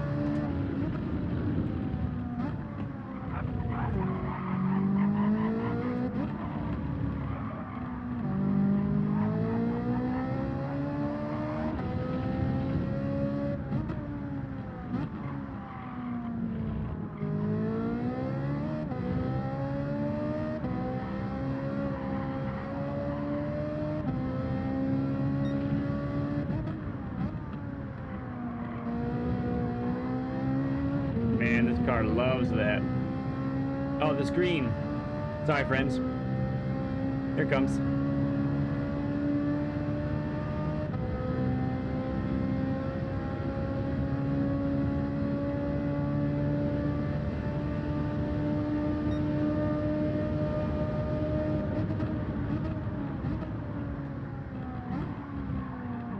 Slower, slower, slower, slower.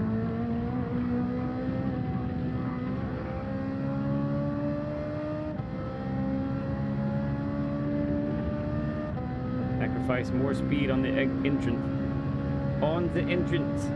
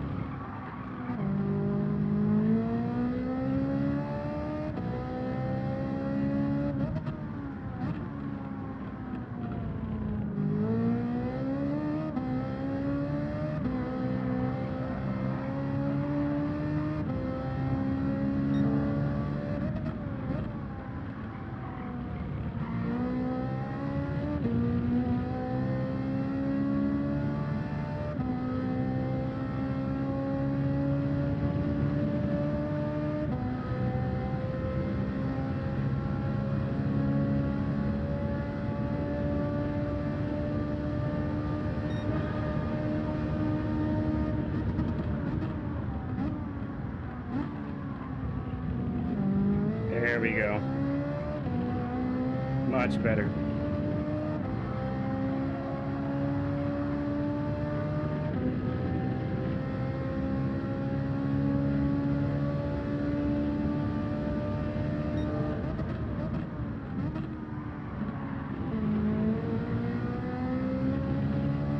Henchman in the VW bug, that's awesome.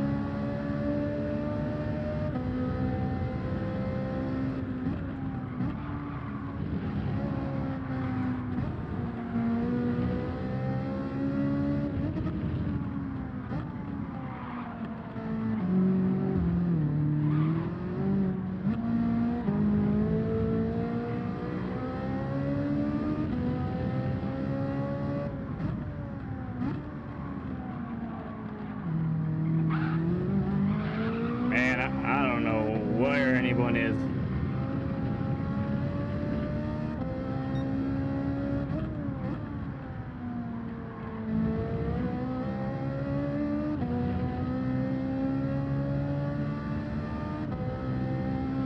I did get the fastest lap though. Might keep that.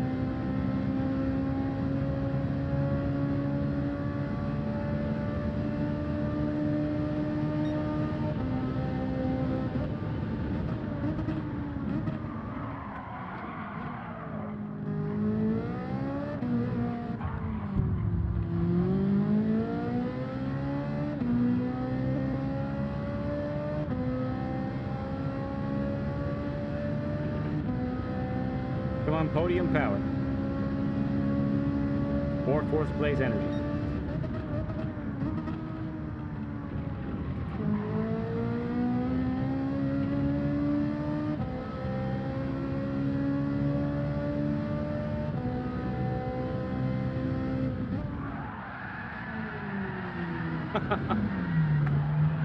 Oh, almost saved it.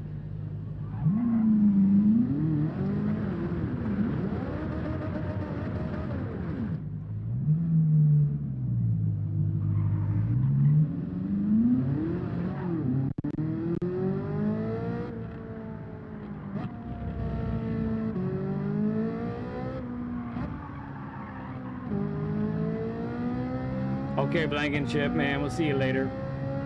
Appreciate you, friend.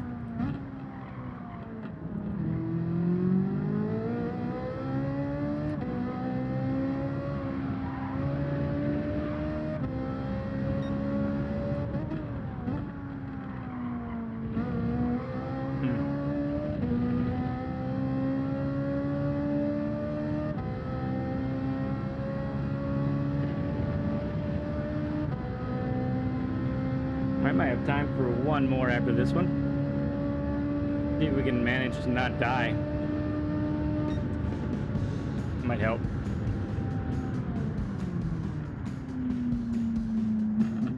Nice. Yingwayne in the Vantage. Pretty sweet. Whew.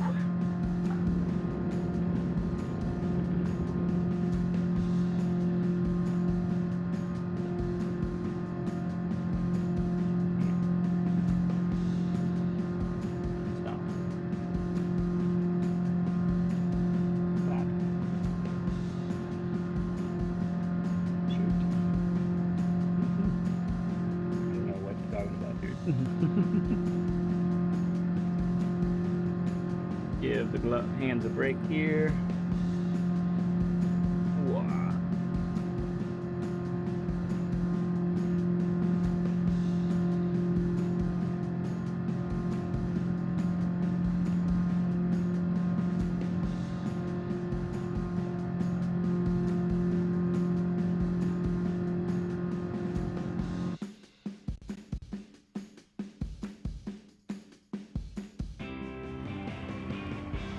Fastest lap, at least. We got something out of it.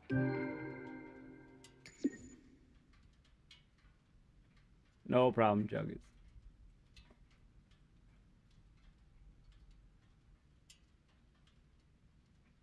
Oops. I don't even know how I did that.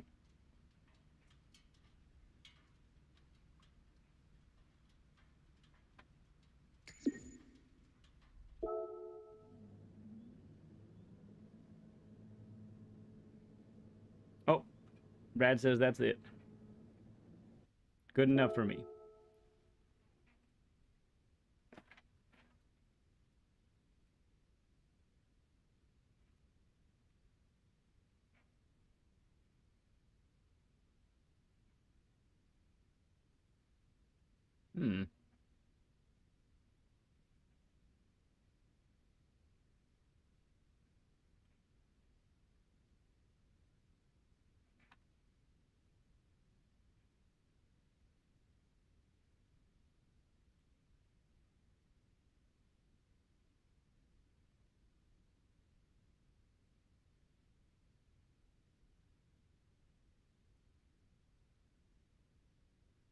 Let me look into that, Venus. I can't see it from here, but let me see.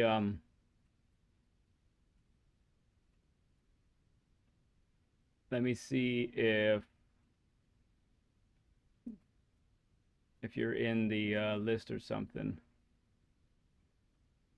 of like timed out or something. I don't know. I don't see that you are right now, but man, this weird stuff has happened before, so I don't know. All right, friends. Well, with the end of Radion's lobbies, I think.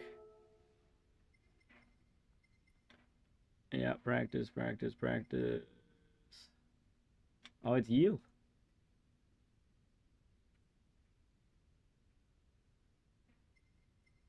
It looks like that's a members only. I think that's gonna do it for me, my good buds. It was a great day though. Great day. We had a great session with